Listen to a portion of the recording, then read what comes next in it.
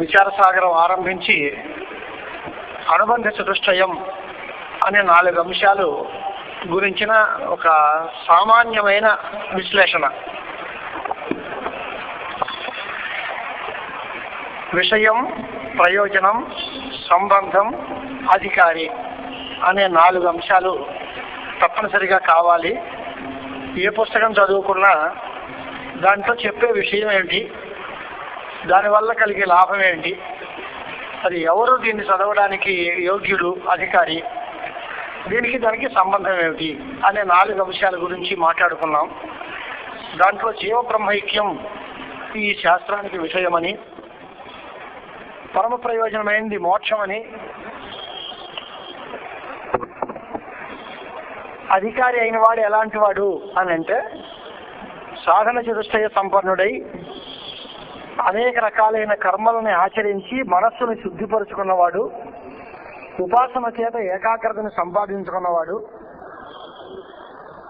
అయినటువంటి ఒక వ్యక్తి తన అజ్ఞానాన్ని మాత్రం తొలగించుకోకుండా ఉంటే ఆ అజ్ఞానాన్ని తొలగించుకోవడానికి ఇటువంటి జిజ్ఞాస చేసి బ్రహ్మ విచారం చేస్తాడు అని చెప్పారు స్వామి. అంటే దాంట్లో 3 అంశాలు. మనస్సుకి మలం, విక్షేపం, ఆవరణం అనే 3 దోషాలు ఉంటాయి. మలం అంటే పాపం. పాపాలు నిషిద్ధ కర్మాచరణాల వల్ల, తప్పుడు ఆలోచనల వల్ల, ఇతరులకి అపకారం చేసే దాని వల్ల, ఇలాంటి వాటి వల్ల కలుగుతూ ఉంటాయి. అలాంటి చిత్త మలాలని పోగొట్టుకోవడానికి సత్కర్మ ఆచరణం చేయాలి. వైదికమైనటువంటి శాస్త్రీయమైన కర్మలు, మన వర్ణాశ్రమాలకి అనుగుణంగా మనకి ఎవరైతే ఏ కర్మలను శాస్త్రం చెప్పిందో అటువంటి కర్మల్ని ఆచరించి వారందరూ మానసికమైన మలాన్ని పోగొట్టుకోవచ్చు. అప్పుడు వాళ్ళ మనస్సు నిర్మలం అవుతుంది. రెండవది, మనస్సుకి విక్షేపం అంటే చెల్లా చెదురుగా అటు ఇటు తిరుగుతూ ఉంటాం. అలా తిరిగే మనస్సుని ఒక చోట కట్టేయాలి అంటే కాస్త ఉపాసన చేయాలి. ఏదో ఒక దైవాన్ని లేదా ఒక ఇష్టమైన మంత్రాన్ని జపం చేయడం, లేదా తనకి నచ్చిన దేవతామూర్తిని ధ్యానం చేయడమో, అది ఇది కాకపోతే కేవలం నిశ్చింతగా ఏకాగ్రమైన మనస్సుతో ఒకే చోట కూర్చుని ఒకే వస్తువుని నిరంతరం భావన చేయడం. అంటే ఒక చోట మనస్సుని కట్టిపాడేయడం అలవాటు చేయాలి. ఈ 2 కనుక ఉంటే వాళ్ళకి విక్షేపము, మలము 2 పోతాయి. ఇక ఆవరణం అని 3వ దోషం ఉంది, అది అజ్ఞానం. ఆవరణం, ఈ అజ్ఞానాన్ని తొలగించుకోవడానికి జ్ఞానం తప్ప మరో మార్గం లేదు కాబట్టి ఈ శాస్త్రంలోకే వాళ్ళు రావాలి చివరికి అని ఇలాంటి జిజ్ఞాసుని మనకి అధికారిగా చూపించారు. ప్రతిపాదిక భావం సంబంధం అని, జీవుడు బ్రహ్మము ఒకటే అనే విషయాన్ని చెప్పడం కోసమే ఈ పుస్తకం బయలుదేరింది. కాబట్టి జీవ బ్రహ్మైక్యం అనేటువంటి విషయాన్ని తెలుసుకోవడం అనేటువంటిది ఈ అధికారి చేయాల్సిన పని. తెలుసుకోవడం వీడి వంతు, తెలియబడే వస్తువు అది. ప్రతిపాదక భావం సంబంధం అధికారికి విషయానికి. అలాగే ఫలానికి దీనికి సంబంధం ఏది అంటే ప్రాపక భావం అన్నాం. పొందబడేది ఫలం, పొందేవాడు వీడు. కాబట్టి పొందడం, తెలుసుకోవడం అనే 2 వస్తువులు ఈ సంబంధాలుగా మనం గుర్తించవచ్చు అని ఒక సామాన్యమైన ఒక అవగాహన ప్రథమ తరంగంలో చెప్పారు. ఇప్పుడు దాన్నే కొంత ఈ గ్రంథం ఎందుకు అని ప్రశ్న. ఇప్పుడు శాస్త్రాలన్నిటికీ ఏదో చెప్పారు, బాగానే ఉంది. ప్రస్తుతం మీరు రాసే ఈ గ్రంథం ఎందుకు? ఈ గ్రంథం అంటే నిన్న రాని వాళ్ళు ఎవరైనా వస్తే వాళ్ళ గురించి పరిచయం కోసం సాధు నిశ్చలదాస పండితులు అనే ఒక మహాయోగి తన సుదీర్ఘమైన 65 ఏళ్ల సాహితీ వ్యవసాయం, వేదాంత పరిశ్రమ, కఠోరమైన దీక్ష, సాధన వీటి ఫలితంగా తన 70 ఏళ్ళు దాటిన తర్వాత వయస్సులో తను హిందీలో రాసిన పుస్తకం ఇది. దానిని వాసుదేవ బ్రహ్మేంద్ర సరస్వతి స్వాముల వారు సంస్కృతీకరించారు అని నిన్న అనుకున్నాం మనం. ఇప్పుడు ఈ ద్వితీయ తరంగంలో వాళ్ళు ఏం చేస్తున్నారంటే, మీరేదో అధికారి ఫలానా వాడు అన్నారు, రైటే. జీవ బ్రహ్మైక్యం విషయము అన్నారు, అది సంతోషం. కానీ ఈ శాస్త్రానికి అసలు మీరు చెప్పిన విషయం కుదురుతుందా? ఆయుర్వేద శాస్త్రం ఉంది, రోగ కారణాలు, రోగ స్వరూపాలు, వాటిని పోగొట్టే మార్గాలు, ఆరోగ్యం లభించే విధానం, వీటిని చెప్పచ్చు అంటే లోకంలో ప్రసిద్ధాలు. కానీ జీవుడు బ్రహ్మ ఒకటే అని మీరు అనేస్తున్నారు. అసలు ఈ జీవ బ్రహ్మైక్యం అనే విషయం ఉంటుందా? విషయం ఉండదు అని ఒక ప్రశ్న. మీరు చెప్పిన అధికారి సుతరాము ఉండడు, ఆ అధికారి కుదరడు, ఈ విషయం దొరకదు, సంబంధం కూడా సబబు కాదు, కాబట్టి ఈ పుస్తకం అక్కర్లేదు అనేటువంటి వాళ్ళు ఎవరైనా ఒక ప్రశ్న చేస్తే వాళ్ళ ప్రశ్నలకు సమాధానం చెప్పడం కోసం కొద్దిగా లోతుగా శాస్త్రీయమైన విషయాలను విచారణ చేసి ఈ పుస్తకం కావాలి, నేను చెప్పిన విషయం అన్నీ కుదురుతాయి అనేటువంటి అంశాన్ని నిర్ధారించడం కోసం రెండవ తరంగం నిర్వహించారు.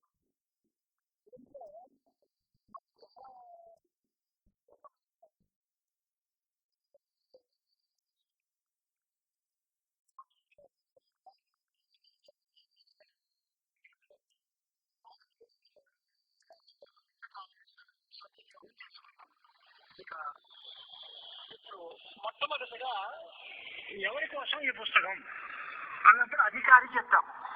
ఆ అధికారి అనేటువంటి వాడు ఎలాంటి వాడు అంటే సాధన చతుష్టయ సంపన్నుడు అధికారి అన్నాం.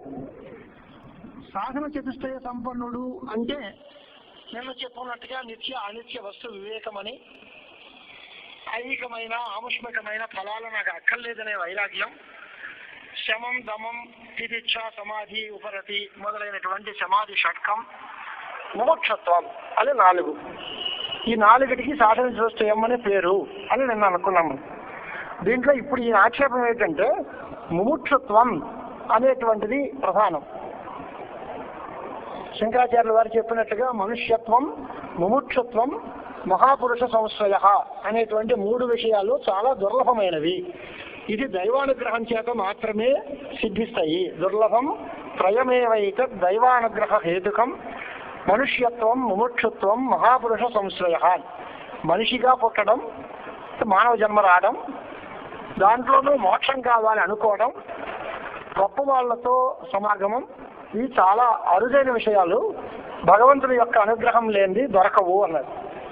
ఇలాంటి ఉత్తమమైన సాధనాల్లో అంటే ఈ 4 చెప్పిన నా సాధన చతుష్టయంలో ఇంకా కావాలి అంటే నిన్న చెప్పిన 8 శ్రవణ మనన నిధిధ్యాసలు వాటితో కలుపుకుని మొత్తం 8 సాధనాలు, అంతరంగ సాధనాలు, బహిరంగ సాధనాలు అని విచారణ చేశాం. వాటిల్లో ఉత్తమమైనది ముముక్షత్వం. అంటే ముముక్షత్వం అంటే ఏంటి? మోక్షం కావాలనుకోవాలి. మనందరం అనుకుంటాం కదా అని అంటే ఇది మనకి తాత్కాలికమైన మోక్ష, అది తీవ్రమైన ఇచ్చ కావాలి, నాకు మోక్షమే కావాలి అని గట్టిగా కోరుకుంటే అది తప్ప మిగతాది ఏది నాకొద్దు అనేటువంటి పరిస్థితి ఉండాలి. కఠోపనిషత్తులో రాజకేతుడు యమధర్మరాజు గారి దగ్గరికి వెళ్ళి అడిగినప్పుడు 3వ ప్రశ్న, 3వ వరంగా ఆత్మజ్ఞానాన్ని గురించిన ప్రశ్న చేశారు. ఆయన ఏంటి బోల్డ్ని ప్రలోభాలు పెట్టాడు, నీకు బోల్డ్ ఆయుర్దాయం ఇస్తాను, బోల్డ్ సంపద ఇస్తాను, నీకు కావలసిన కోరికలన్నీ ఇస్తాను, అనేకమైన భోగాలు ఇస్తాను, నీకు అవసరమైతే ప్రజాపతి పదవి ఇస్తాను అన్నంతగా మాట్లాడాడు. నాకు ఏమీ వద్దు, ఈ ఆత్మవిచారం ఒకటే కావాలి. అది తీవ్ర ముముక్ష అంటే. అలాంటి ముముక్ష కుదురుతుందా అంటే మోక్షము కావాలి అనే కోరిక. మోక్షం అంటే మోక్షంలో 2 అంశాలు ఉన్నాయి. పూర్తిగా మూల కారణంతో కలిపిన జగత్తంతా పోవడం ఒక మాట, బ్రహ్మను పొందడం. 2వ అంశం అంటే సమూల జగన్నివృత్తి. ఉపాదాన కారణంతో కలిపి అంటే అజ్ఞానంతో కలిపిన జగత్తంతా కూడా పోవాలి. అది జగన్మిథ్యాత్వం. ఈ జగత్తంతా అబద్ధము, లేదు అనే అంశం కావాలి. నేను పరబ్రహ్మనై ఉన్నాను అనేటువంటి అంశం కావాలి. ఈ 2 ఉంటే దానికి మోక్షము అని పేరు. మోక్షంలో 2 భాగాలు అన్నమాట. ఒకటి జగత్తు నివృత్తి, రెండవది బ్రహ్మ అవాప్తి. ఈ 2 ఉంటే వాడు మోక్షం. అలాంటి మోక్షం కావాలనే కోరిక గలవాడు అధికారి అని మీరు చెప్పారు. ఈ 2 కూడా కుదరవు. ఇది ప్రశ్న చేసేటువంటి వాడు అభిప్రాయం. ఎందువల్ల అంటే ఎవడైనా నాకు దుఃఖం వద్దు అనుకుంటాడు, లేదా తాపత్రయం వద్దు అనుకుంటాడు. అంతేగాని జగత్తంతా పోవాలి అని ఎవడు కోరుకుంటాడా? వాడికి ఏం పని? జగత్తు ఉంటే ఏం పోయింది, ఉండకపోతే ఏం పోయింది. జగన్ నివృత్తిని ఎవడైనా కోరుకుంటాడా? ఎవడైనా సరే కోరేది ఏంటి అంటే తాపత్రయం పోగొట్టుకోవాలి. ఈ మాట మనకి అందరికీ ప్రసిద్ధం. చాలా తాపత్రయపడిపోతున్నాడండి అంటాం. తాపత్రయం అంటే ఏమిటి అంటే కూడా కొంతమంది పెద్దలు చెప్తారు, ఆధ్యాత్మిక, ఆది దైవిక, ఆది భౌతికమైన తాపములు. 3 తాపాలు: ఆధ్యాత్మిక తాపం, ఆది దైవిక తాపం, ఆది భౌతిక తాపం అని 3 అంటారు. ఉదాహరణ చెప్పండి అంటే ఈ పుస్తకాలు చదివిన వాళ్ళు కూడా నీళ్లు నవ్వాల్సిందే. వెంటనే ఆది దైవిక తాపానికి ఉదాహరణ ఏంటి, ఆధ్యాత్మిక తాపం ఎలాంటిది, ఆది భౌతిక తాపం అంటే ఏమిటి, దేన్ని ఏ కేటగిరీలో పెట్టాలి అనే దగ్గర కొంత విచారణ చేయాల్సిన అవసరం ఉంటుంది. అంటే ఆయన ఏం చెప్తున్నారంటే చాలా స్పష్టంగా ఆధ్యాత్మికమైనది అంటే స్థూల శరీరానికి సూక్ష్మ శరీరానికి సంబంధించిన తాపాలు. ఆత్మకి దగ్గరగా శరీరాలు ఉన్నాయి, అది అధ్యాత్మం. అధ్యాత్మం అంటే ఆత్మీయది, ఆత్మకి దగ్గరగా ఉన్నది శరీరాలు. ఈ శరీరాలకి సంబంధించిన దుఃఖాలు అంటే ఏంటి అంటే ఓ జ్వరం రావడం, లేదా రోగాలు రావడం, ఆకలి దప్పులు, ఇలాంటి వాటికల్లా కలిగేటువంటి దుఃఖం అంతా కూడా అది ఆధ్యాత్మికమైన దుఃఖము. లోకంలో ఉన్న అపోహ వేరు, ఆయన క్లారిఫికేషన్ వేరు. ఆధ్యాత్మికమైన దుఃఖము అంటే శరీరానికి రోగం వస్తే ఇది శారీరకమైన బాధ తప్ప ఆధ్యాత్మికం ఎలా అవుతుందండి అనుకునే వాళ్ళు ఉన్నారు. కానీ అది కాదు. అధ్యాత్మం అనే దానికి ఆత్మకి సంబంధించిన స్థూల సూక్ష్మ శరీరాలు. స్థూల శరీరం అంటే ఈ పాంచభౌతిక శరీరం, సూక్ష్మ దేహం దీనికంటే ఉండేటువంటి లింగదేహం, వీటికి సంబంధించినటువంటివి ఆకలి దప్పులు మొదలైనవి, వీటిని ఆధ్యాత్మికములు అంటారు.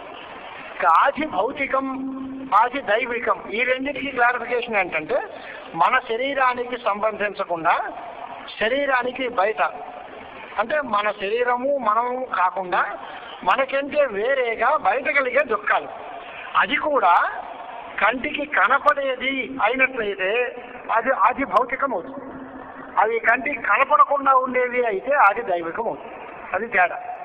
మన శరీరానికి సంబంధించకుండా శరీరం కంటే వేరుగా కంటికి కనపడేటువంటి వస్తువుల వల్ల కలిగే దుఃఖాలు ఎలాంటివి అని అంటే, ఉదాహరణ ఓ దొంగలు పడ్డారు, లేదా పెద్దపుడు మీద పడింది, ఓ పాము కరిచింది. ఇవి మన శరీరానికి సంబంధించినవి కావు, కానీ మన శరీర కళ్ళతో మనం చూడగలం. శౌరుడు, వ్యాఘ్రము, సర్పము, ఎవరివాడు ఏదైనా కర్రచుకుని నెత్తి మీద మొత్తడం, లేదా నక్సలైట్లు దోపిడీ చేయడం, ఇలాంటివన్నీ కూడా ఆది భౌతికమైనటువంటి విషయాలు. ఆది దైవికం అంటే ఓ దెయ్యం పట్టింది, లేకపోతే పిశాచం పట్టింది, గ్రహ బాధలు ఉన్నాయి, మనకేం కనపడవు, మన శరీరంలోవి కావు, బయట కనపడేవి కావు. శరీరానికి సంబంధించి కాకుండా శరీరం బయట ఉండి మనకందరికీ కనపడకుండా మనని బాధించేటువంటి వాటికి అది ఆది దైవికం అని పేరు. అలాగే ఇప్పుడు తుఫాన్లు, లేదా బీభత్సాలు, వరదలు, లేకపోతే వడగళ్ళ వానలు, భూకంపాలు, ఇవే మనకి కంటికి కనిపించేవి కాదు. తర్వాత దాని రిజల్ట్ కనిపిస్తుంది, కానీ అది మనకి ఆ దుఃఖం ఎందుకు వచ్చింది, దానికి కారణం ఏమిటి అనేది మనకు కనపడదు. అలాంటివన్నీ కూడా ఈ కేటగిరీలో మనం చేసుకోవచ్చు. ప్రతి మానవుడు కూడా ఇటువంటి దుఃఖాలు 3 నాకొద్దు అనుకుంటాడు. అంతేగాని జగత్తంతా పోవాలి, ఈ జగత్తంతా నివృత్తి అయిపోవాలి అంటే మొత్తం మసిబారిపోవాలి లేదా కనపడకుండా పోవాలి అని ఎవడు అనుకోడు కదా. మరి మూల కారణమైన అవిద్యతో పాటు ఈ జగన్ నివృత్తిని కోరుకోవాలి అనే అంశం పొరపాటు. ఇక రెండోది బ్రహ్మ ప్రాప్తి అనే మాట ఉన్నారు. బ్రహ్మ ప్రాప్తి అనేటువంటి మాట కూడా చాలా పొరపాటే. బ్రహ్మ ప్రాప్తి ఏంటి, నువ్వే బ్రహ్మ అంటున్నావు కదా, నువ్వు నీ బ్రహ్మ ప్రాప్తి ఏంటి? నీ దగ్గర నువ్వు ఉన్నప్పుడు ఉన్న వస్తువుని ఎవడైనా కోరుకుంటాడా? లేని వస్తువుని కోరుకుంటాడు, కానీ ఉన్న వస్తువుని ఎవడూ కోరుకోడు. అది ఒక మాట. పైగా అన్ని దుఃఖాలు పోవాలి అనేటువంటి విద్య కావాలి అనుకుంటున్నారు, కానీ అలా ఎవరు లేరు. లోక వ్యవహారం ఏంటి, ఆకలిగా ఉన్నవాడికి నాకు అన్నం ఉంటే చాలు అనుకుంటాడు, రోగం వచ్చిన వాడికి ఈ రోగం తగ్గితే చాలు అనుకుంటాడు, డబ్బు లేనివాడు నాకు డబ్బు వస్తే చాలు అనుకుంటూ ఉంటాడు. ఈ రకంగా వాడికి ఉన్న బాధ ఏదో ఆ బాధని పోగొట్టడానికి తగినటువంటి మార్గాన్ని మాత్రమే కోరుకుంటాడు తప్ప మొత్తం ప్రపంచంలో ఉన్న అన్ని దుఃఖాలు పోవాలి అని ఎవడూ ఎప్పుడు కోరట్లేదు.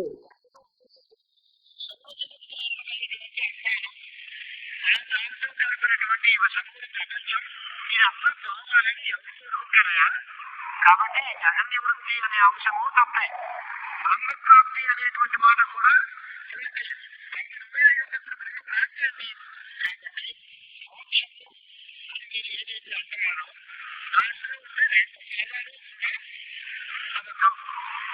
ఎవరు కోరుకునేవి కాదు. మరి అలాంటప్పుడు మోక్షముందు కోరిక కదా. తీవ్రమైన మోక్షేచ్ఛ ఉన్నవాడు దీనికి అధికారి అంటున్నావు. అలాంటి అధికారి లేకపోతే ఎవరి కోసం అయ్యా ఈ పుస్తకం? కాబట్టి ఈ పుస్తకం అక్కర్లేదు అనేటువంటి ప్రశ్న చేశారట వాళ్ళు. దానికి మనం సమాధానం ఇంకొక మాట కూడా చెప్పాలి. లోకంలో అందరూ కూడా వైషయిక సుఖాలు కావాలి అనుకుంటారు. ఓ వస్తువుని బట్టి వచ్చే సుఖాలని కావాలి అనుకుంటారు. తపస్యాలు కూడా నాకు స్వర్గం కావాలి అనుకుంటారు. లేదా అనేక విధమైనటువంటి వాంఛలతో అనేక మంచి పనులు సాధిస్తున్నారు. కాబట్టి మోక్షము అనేటువంటిది ఒక వస్తువు వల్ల కలిగే సుఖం కాదు. కాబట్టి లోకంలో జనసామాన్యంలో ఉండేటువంటి అనుభవం ప్రకారం కోరిక అంటే అందరికీ అనుకూలమైన వస్తువు మీద కోరిక ఉంటుంది. దాన్నే సుఖేచ్ఛ అంటారు. అందరూ వద్దు అనుకునేటువంటి దాన్ని దుఃఖము అంటారు. ఈ సుఖమందు ఇచ్చి ఉంటుంది, లేదా దుఃఖమందు ద్వేషం ఉంటుందే తప్ప ఈ జగత్తంతా పోవాలి, బ్రహ్మ ప్రాప్తించాలి అనేటువంటి కోరికలు ఉండవు అనేటువంటి ఆక్షేపం చేశారు. అధికారి లేకపోతే ఎవరి కోసం ఈ పుస్తకం? కాబట్టి పుస్తకం అక్కర్లేదు అన్నంత వరకు వాడి ప్రశ్నకి తాత్పర్యం. ఇప్పుడు సమాధానం మనం చెప్పుకోవాలి. అంటే మోక్షేచ్ఛ అనేది ఉందయ్యా. ఎందువల్ల అంటే ఒక్కొక్క దుఃఖాన్ని పోగొట్టుకోవడానికి మనిషి ప్రయత్నిస్తున్నాడు, రైటే. ఈ దుఃఖం పోతే చాలు, మరో దుఃఖం వచ్చినా పర్వాలేదు అనుకుంటున్నాడా? ఈ దుఃఖం పోవాలనుకుంటున్నాడు అన్నంత వరకు నీకో నాకు ఐకమత్యమే. కానీ ఇది పోతే పర్వాలేదండి, ఇంకెన్ని దుఃఖాలు వచ్చినా నాకు చాలు, కావాల్సిందే నేను భరిస్తాను అంటున్నాడా? లేదు. అలాంటప్పుడు సర్వవిధమైన దుఃఖాలని పోగొట్టుకోవడానికి ప్రయత్నిస్తున్నాడు. అన్ని దుఃఖాలు అన్ని ఉపాయాల చేత పోతాయా అని అంటే ఒక్కొక్క దుఃఖం పోవడానికి ఒక్కొక్క మార్గం ఉంది. అన్ని దుఃఖాలు పోవడానికి మార్గం ఏది అనేది ప్రశ్న.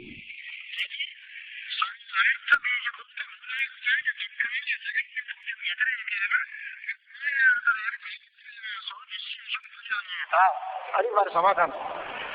ఈ జగన్ నివృత్తి, జగద్భ్రాంతి ఉన్నంత కాలం, జగత్తులో మనం ఉన్నంత కాలం మనకి రాగద్వేషాదులు దానివల్ల వచ్చేటువంటి ఫలితాలు ఇవన్నీ ఉన్నప్పుడు అన్ని దుఃఖాలు పోయేయి అనే మాట కుదరదు. ఏదో ఒక దుఃఖం పోవచ్చు, లేదా 4-5 దుఃఖాలను పోగొట్టుకోవచ్చు. కానీ అన్ని దుఃఖాలు పోయేయి అనుకునేటువంటి స్థితి ఈ వేదాంత విజ్ఞానం వల్ల సరి అయిన ఆత్మజ్ఞానం కలిగితే అప్పుడు జగత్తు పోతే అప్పుడు మాత్రమే సిద్ధిస్తుంది, కానీ లేకపోతే లేదు. కనుక రోగాదుల్ని తొలగించుకోవాలి అని కోరుకునేవాడు నాకు అప్పులున్నా పర్వాలేదు అనుకోడు. నాకు అప్పు తీర్చే చాలు, నాకు ఎన్ని రోగాలు వచ్చినా పర్వాలేదు అనుకోడు. ఏ కోరికతో ఉన్నా ఇవి తప్ప మిగతా దుఃఖాలు కావాలి అని ఎవడు అనుకోడు. ఎందుకంటే అన్ని దుఃఖాలని పోగొట్టుకోవడం అనేది అంతర్లీనంగా ఉంది. లోక వ్యవహారంలో మీరు ఈ దుఃఖం పోవడానికి ఈ ఉపాయాన్ని స్వీకరిస్తున్నారు, ఈ దుఃఖానికి ఈ ఉపాయం, ఈ దుఃఖానికి ఈ ఉపాయం అని ప్రత్యేకంగా చెబుతున్నారు. కానీ అన్ని దుఃఖాలు పోవడానికి ఉపాయం ఏమిటి అని అంటే వేదాంత విజ్ఞానమే. అలా కూడా ఉందా అని ఒక్కొక్కప్పుడు మీరు ఆరోగ్యం కావాలి అనుకున్నవాడు అనేక మందులు వాడతాడు. ఒకప్పుడు హోమియోపతి వాడతాడు, కాసేపు వాడిన తర్వాత తగ్గలేదు అనుకుంటాడు, ఆయుర్వేదంలోకి వెళ్తాడు. అది కాసేపు తగ్గలేదు అనుకునే వాడికి అనిపిస్తే తర్వాత అల్లోపతిలోకి వస్తాడు. ఇది కూడా ఈ మందులతో లాభం లేదు, ఆపరేషన్ చేయించుకుంటానండి అంటాడు. అప్పుడు మాత్రం పోతుందా దుఃఖం? ఆపరేషన్ పోతే, ఆపరేషన్ కలిగితే ఆ క్షణంలో తగ్గింది.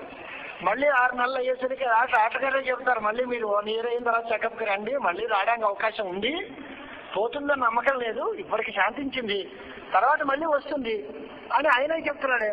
మళ్ళీ ఏడాది మళ్ళీ పెడితే మళ్ళీ కొంచెం వచ్చిందండి, మళ్ళీ ఇంకొకసారి ఆపరేట్ చేద్దామండి అని. ఏ ఉపాయం చేత సమూలమైన దుఃఖ నివృత్తి కలుగుతుంది నీకు? లేదు. ఔషధం చూశారు శాంతి, శాస్త్రం కూడా ఏం చెప్తోంది? శాంతి ఔషధే జ్ఞానే జప హోమ సురార్చనే. ఆ తీవ్రత తగ్గుతుంది అన్నంతవరకే చెప్తోంది, కానీ రక్తం సమూలంగా పోతోంది అనే మాట ఎప్పుడు చెప్పట్లా. దానికి మూల కారణం ఏమిటి అని అంటే ఔషధాది ఉపాయముల చేత దుఃఖం పూర్తిగా పోతుందనే నమ్మకం లేదు. ఒకవేళ పోయినట్టు అనిపించినా మళ్ళీ రాదని గ్యారంటీ లేదు. ఆత్మవిచారం చేస్తే ఏ దుఃఖము మిగలదు, ఏ దుఃఖము మళ్ళీ రాచే అవకాశం కూడా లేదు. కనుక ఉన్న దుఃఖాలన్నీ పోయి మళ్ళీ ఎప్పుడూ దుఃఖం రాకుండా ఉండేటువంటి మార్గం ఈ వేదాంత విచారంలోనే ఉంది. కాబట్టి అటువంటి దాన్నే మోక్షం అని మేము పిలుస్తున్నాం. అలాంటి వాడు జగత్ నివృత్తినే కాంక్షిస్తాడు, బ్రహ్మనే పొందాలనుకుంటాడు. కాబట్టి మోక్షమందు కోరిక సబబే. బ్రహ్మ ప్రాప్తి అనే దగ్గర నిన్నే అనుకున్నాను, ఇది అప్రాప్త ప్రాప్తి కాదు, ప్రాప్త ప్రాప్తి. అంటే ఉన్నదాన్నే మళ్ళీ దొరికిందనుకోవడం. దొరకడం అంటే ఏంటి? లేని వస్తువు దొరకడం కాదు, ఉన్న వస్తువే లేదనే భ్రమ కలిగితే ఆ భ్రమ పోయి ఉన్నదాన్ని గుర్తించడం. అలాగే బ్రహ్మప్రాప్తి అనేటువంటిది కూడా మనకి కుదురుతుంది. కాబట్టి దీని మీద కూడా కోరిక అనేది తప్పనిసరిగా ఉంటుంది. సర్వ వేదాంతాల్లోనూ కూడా నిత్య నిరతిశయ సుఖస్వరూపంగా బ్రహ్మ వర్ణింపబడింది. కాబట్టి సాధన చతుష్ట సంపన్నుడైనటువంటి ఉత్తమాధికారి సుఖప్రాప్తి అంటే బ్రహ్మప్రాప్తి దాన్ని కోరుతాడు. ఇక మూడోది ఏంటి? లౌకికంగా అందరూ కూడా విషయ సుఖాలనే వాంఛిస్తున్నారు కదా అంటున్నాడు. అది కూడా తప్పే. కారణం మిమ్మల్ని మేము మళ్ళీ మీ మీద ప్రశ్న వేస్తామంటాడు. అసలు ముముక్షు అనేవాడు లేడు కాబట్టి ఈ గ్రంథం అక్కర్లేదు అని నువ్వు అంటున్నావు. ఇప్పుడు ముముక్షువే లేదంటావా? ముముక్షు ఉన్నప్పటికీ ఈ గ్రంథం అక్కర్లేదంటావా? నీ ప్రశ్నకి అర్థమేమిటి? ముముక్షువు లేడు, లోకంలో మోక్షం కావాలనుకునేవాడు లేడు అని నీ అభిప్రాయమా? లేక అలాంటి వాడు ఉన్నప్పటికీ కూడా ఈ గ్రంథం దానికి అనుగుణమైన మార్గం కాదు కాబట్టి ఈ గ్రంథం అక్కర్లేదు అని చెప్పడంలో నీ ఉద్దేశమా అని అడిగారు. అందరికీ అనిపిస్తూనే ఉంది కదా, సర్వులు మోక్షం కావాలనుకునేవాళ్ళే. అది అందుతుందే అందుకే తర్వాత మాట ఎవరు మనం ఇప్పుడు చేతులు అక్కడ మోక్షం కాక్కర్లేదు అన్నవాడు ఎవడైనా ఉన్నాడా అంటే అక్కర్లేదు ఎవడేశాడు? అది మనకు అందుబాటులో ఉందా లేదా అనే దగ్గర సందేహం తప్ప మోక్షం నాకు అక్కర్లేదు అని ఇప్పుడు ఎవడు ఉండడు. అందరూ మోక్షం కావాలన్నవాడే. మరి వైషయిక సుఖాన్ని అందరూ కాంక్షిస్తారు కదా అని అంటే అది కూడా తప్పే ఉంటుంది. కారణం ఏంటి అంటే దానికి ఒక చిన్న ఉదాహరణ చూపిస్తున్నారు. వైషయిక సుఖం అంటే ఒక వస్తువు వల్ల వచ్చే సుఖం. ఈ వస్తువు వల్ల వచ్చే సుఖం జాగ్రత్త అవస్థలో మనకి అనుభవసిద్ధంగా ఉంటుంది. నిద్రపోయాం, నిద్ర లేచాం, లేచిన తర్వాత మన అనుభవం ఏమిటి అంటే అబ్బా ఎంత హాయిగా ఉందో, హాయిగా నిద్రపోయాను, ఏమీ తెలియలేదు, ఎంతో సుఖంగా ఉంది అంటున్నాడు. సుఖమహం అస్వాప్తం నకించిది అదే విషం అని జ్ఞానం. నేను బాగా హాయిగా ఆనందంగా పడుకున్నాను. ఏం తెలిసిందయ్యా నువ్వు పడుకున్నప్పుడు? ఏమీ తెలియలేదండి. తెలియకపోతే సుఖంగా ఉన్నానని ఎలా అంటున్నావు? అప్పుడు నీకు ఏ విషయాలు ఉన్నాయి, ఏ విషయాల వల్ల ఏ సుఖం పొందావు, ఏ ఇంద్రియం ద్వారా నీకు ఆ సుఖాన్ని పొందినట్టుగా నీకు అనుభవం ఉంది అని అంటే సుషుప్తి కాలంలో కనీసం నీ మనస్సు కూడా నీ అధీనంలో ఉండదు కదా. నీ జ్ఞానేంద్రియాలు పనిచేయవు, నీ మనస్సు కూడా పనిచేయదు. కానీ నువ్వు ఏమంటున్నావు? తెల్లారి లేచి ఎంత హాయిగా ఉందో, ఎంత ఆనందంగా నిద్రపోయానో, ఎంత సుఖంగా ఉందండి అంటున్నావు. ఈ సుఖం ఏ సుఖం? ఇది స్వరూప సుఖమా, విషయ సుఖమా? ఇలాగా బాగా అలసిపోయిన ప్రతి వ్యక్తి శుభ్రంగా నిద్రపోవాలని, సుఖంగా ఉండాలని కోరుకుంటున్నాడా లేదా? ఇది వైషయిక సుఖం అంటావా నువ్వు? అంటే కాదు. మరి దీన్ని ఏమంటారు? స్వరూప సుఖం. అది చిన్నదయ్యా, అది మోడల్. ఇలాంటి సుషుప్తిలో నువ్వు అనుభవించే సుఖం ఏదైతే ఉందో దీనికి కొన్ని కోట్ల రెట్లు సుఖంగా ఉంటుంది మోక్షంలో. సుషుప్తి అనేది మోక్షానికి చాలా నమూనా లాంటిది. చిన్నది, చిన్న మోక్షం సుషుప్తి, పెద్ద మోక్షం ఆనందం. అలాంటి బ్రహ్మానందం మనం సుషుప్తిలో చాలా అనుభవించినట్టుగా ఓ మచ్చుకి అనుభవిస్తున్నాం. ఇలాంటి అనుభవం మళ్ళీ తెల్లారి లేస్తే పోతుంది. అలా పోకుండా ఇలాంటి ఆనందమే శాశ్వతంగా మనకు ఉండిపోవాలి అని కోరుకునేవాడు ఎవడో వాడు తప్పనిసరిగా మోక్షం కావాలని అనుకోవాలి కదా. దానికి వైషయిక సుఖం అని పేరు పెట్టడానికి లేదు. కాబట్టి ఇంద్రియాలు పనిచేయనప్పుడు, మనస్సు పనిచేయనప్పుడు, ఇతర వస్తువులు ఏమీ లేనప్పుడు, ఒకవేళ ఉన్నప్పటికీ వాటిని గుర్తించే స్థితి లేనప్పుడు కూడా నువ్వు సుఖంగా ఉన్నాను అంటే అది నీ ఆత్మ సుఖం, స్వరూప సుఖం అని అనాలి తప్ప మరో మార్గం లేదు. కాబట్టి వేదాంత వేద్యమైనటువంటి పరమాత్మ తత్వాన్ని మాత్రమే తెలుసుకోవాలి. ఇక రెండోది, మోక్ష గ్రంథంలో ప్రవృత్తి కుదరదు అని కనుక అన్నావు. ఎందుకు కుదరదు? మోక్షేచ్ఛ ముముక్షు ఉంటాడు అని నిరూపించాం. ముముక్షు ఉంటే ఈ గ్రంథం అందు ఎందుకు ప్రవర్తించడు అని అంటే, ఆ మోక్షాలలో ఉండేటువంటి స్వరూపాన్ని ఈ పుస్తకం బాగా చెప్పలేదు అనే అభిప్రాయంతో, లేక మోక్ష సాధనాల్ని ఈ పుస్తకంలో మనం తెలుసుకోలేము అనే అభిప్రాయంతో, లేక ఇంతకంటే గొప్ప పుస్తకం ఏదైనా ఉంది అనే అభిప్రాయంతో ఇది అక్కర్లేదనుకుంటున్నావా? ఏ కారణంతో ఈ పుస్తకం అక్కర్లేదంటావు అని మళ్ళీ తిరిగి అడుగుతాం. ఈ పుస్తకంలో మోక్షంకి మార్గం చూపింపబడిందా లేదా అంటే హాయిగా చూపింపబడింది. వేదాంత గ్రంథాలలో శమధమాదులు అన్నీ ఉన్నాయి కదా, అవన్నీ నీకు లేవా అంటే అవి లేకపోతే అన్నీ లేవా, ఒకటి లేదా? ఇలా వికల్పాలు చేసి అన్నీ ఉన్నవాడికే ఈ పుస్తకం అధికారం ఉంది చదివేటువంటి దానికి అని మేము అన్నాం కనుక, అలాంటి సాధన చతుష్టయం కలిగినటువంటి వాడు ఈ పుస్తకం ద్వారా శ్రవణం చేస్తే దానివల్ల మంచి ఫలితం వారికి దక్కుతుంది. శ్రవణం కూడా మళ్ళీ 2 రకాలు ఉంటుంది. శ్రవణం అంటే ఇలాంటి మాటలు చెవులో పడ్డం మొదటి మాట. రెండోది ఆ వేదాంత వాక్యార్థ విచారం. మాట విన్నంత మాత్రాన సరిపోదు, దీని అర్థం ఏమిటి దీన్ని తెలుసుకోవాలి, అది రెండోది. ఆ విచారం కూడా శ్రవణంలోకే చేరుతుంది. అంటే చెప్పిన మాట వినడం, ఆ విన్న మాటకు అర్థం ఏమిటో ఆలోచించడం అన్నంత వరకు 2 వ్యాపారాలు చేయాలి.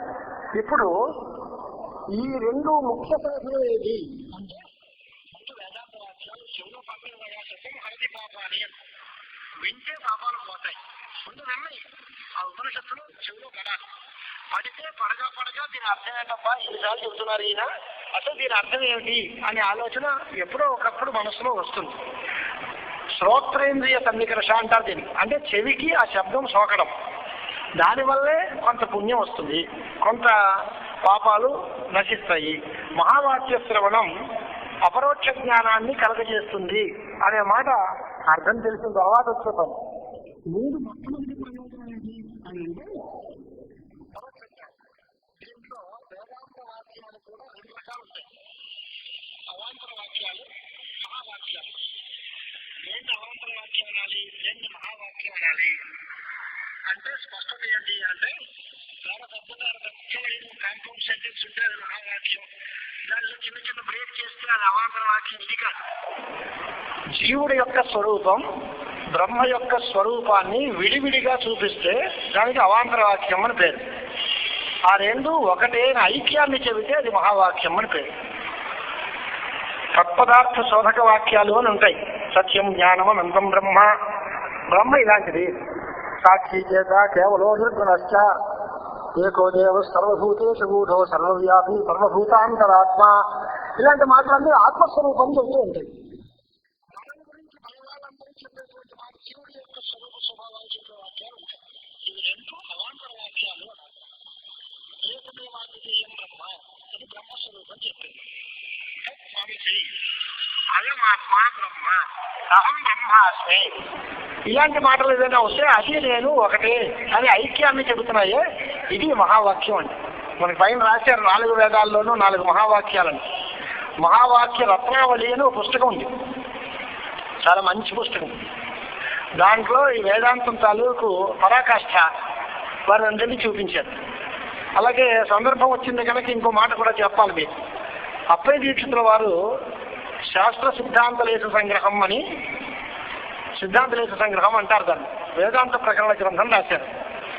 దాంట్లో చాలా రకాలైనటువంటి అభిప్రాయాలు, మతభేదాదులు ఇవన్నీ వేదాంతానికి సంబంధించినవి ఎన్ని శాస్త్రాల్లో ఎన్ని రకాలుగా ఉన్నాయో వాటిని అన్నిటినీ క్రోడీకరించి ఆ పుస్తకంలో రాశారు.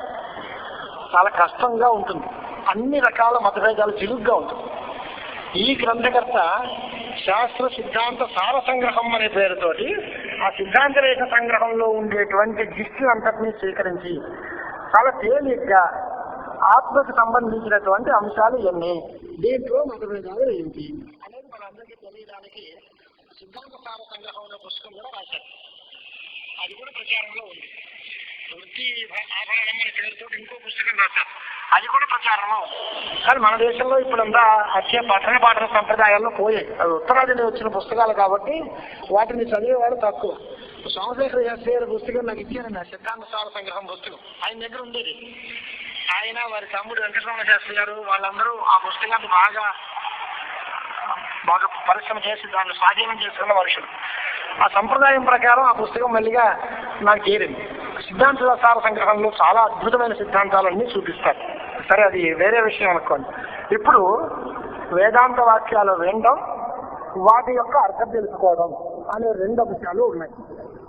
వీటిలో శ్రవణం అనే పేరుతో దీన్ని పిలిచాం.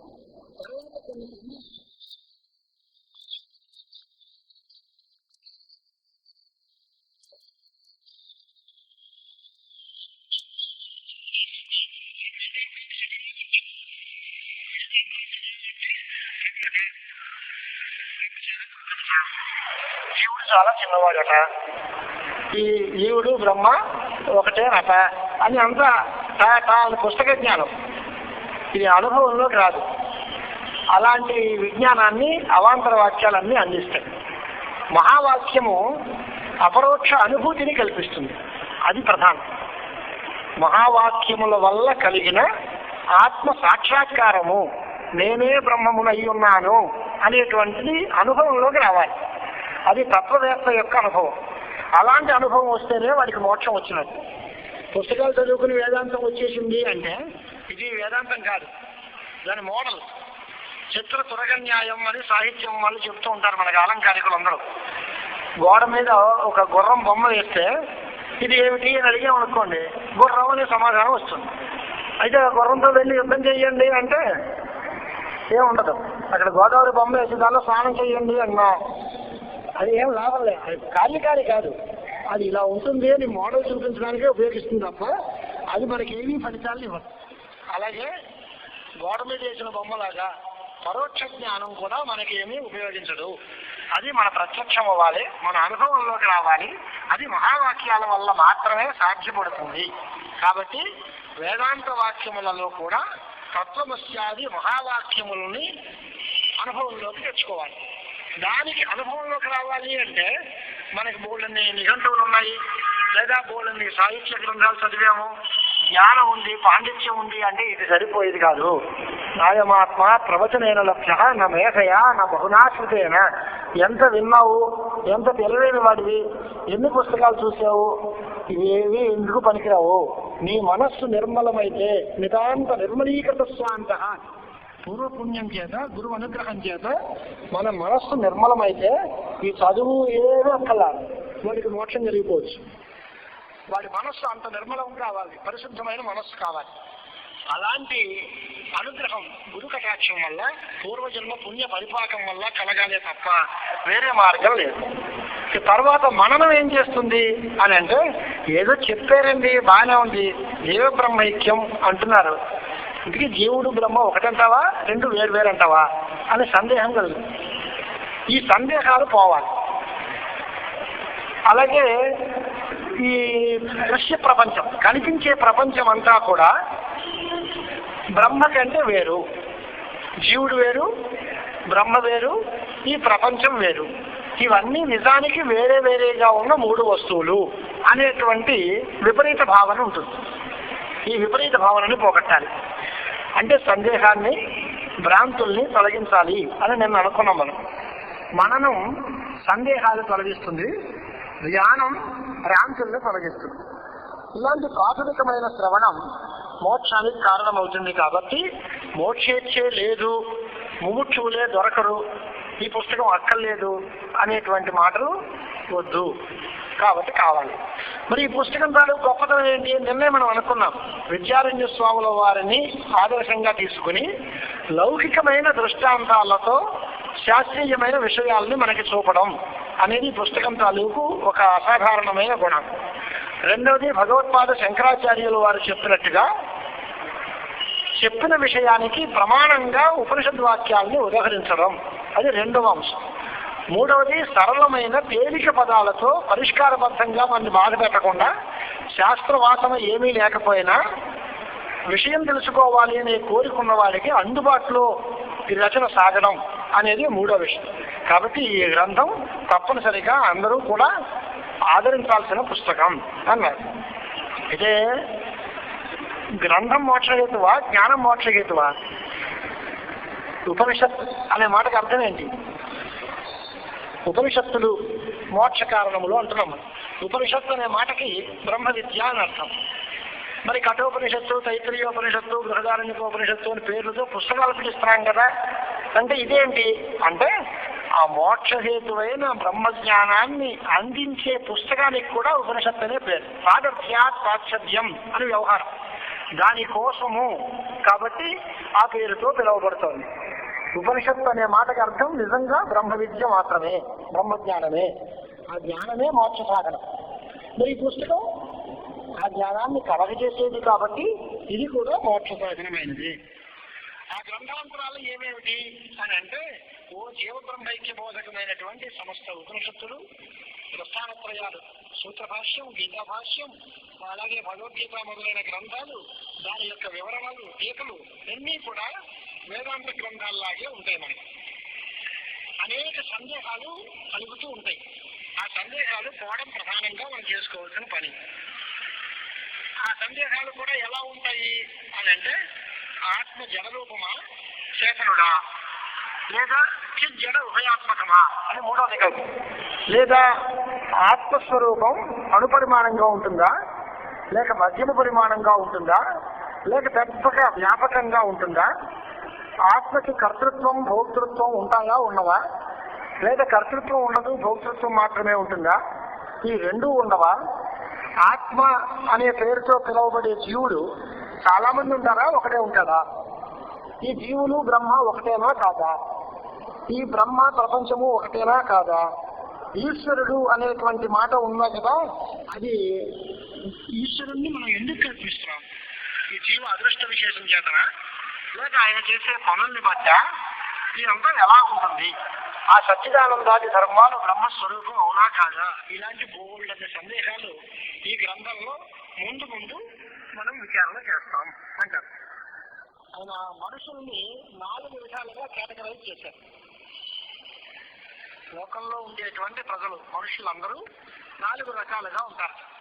ఒకటి పామరహ, రెండవ వాడు విషయి, మూడవ వాడు జిజ్ఞాసుకు, 4వ వాడు ముక్త. తార్కిక పరిభాషలో న్యాయవార్తికారులు కూడా 4 రకాలుగా చెప్తారు.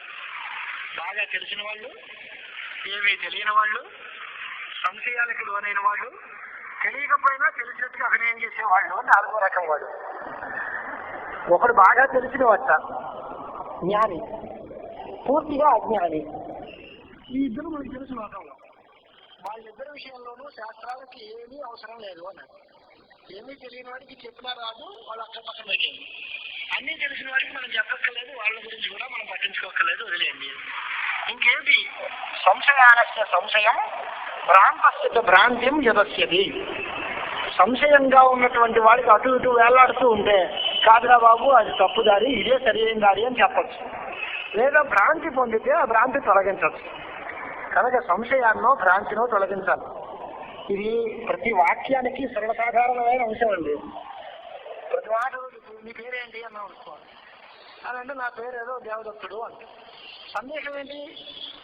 నా పేరు దేవదత్తుడు అవునా కాదా, లేదా నా పేరు ఏమిటి అనే సందేహాన్ని పోగొడతాం.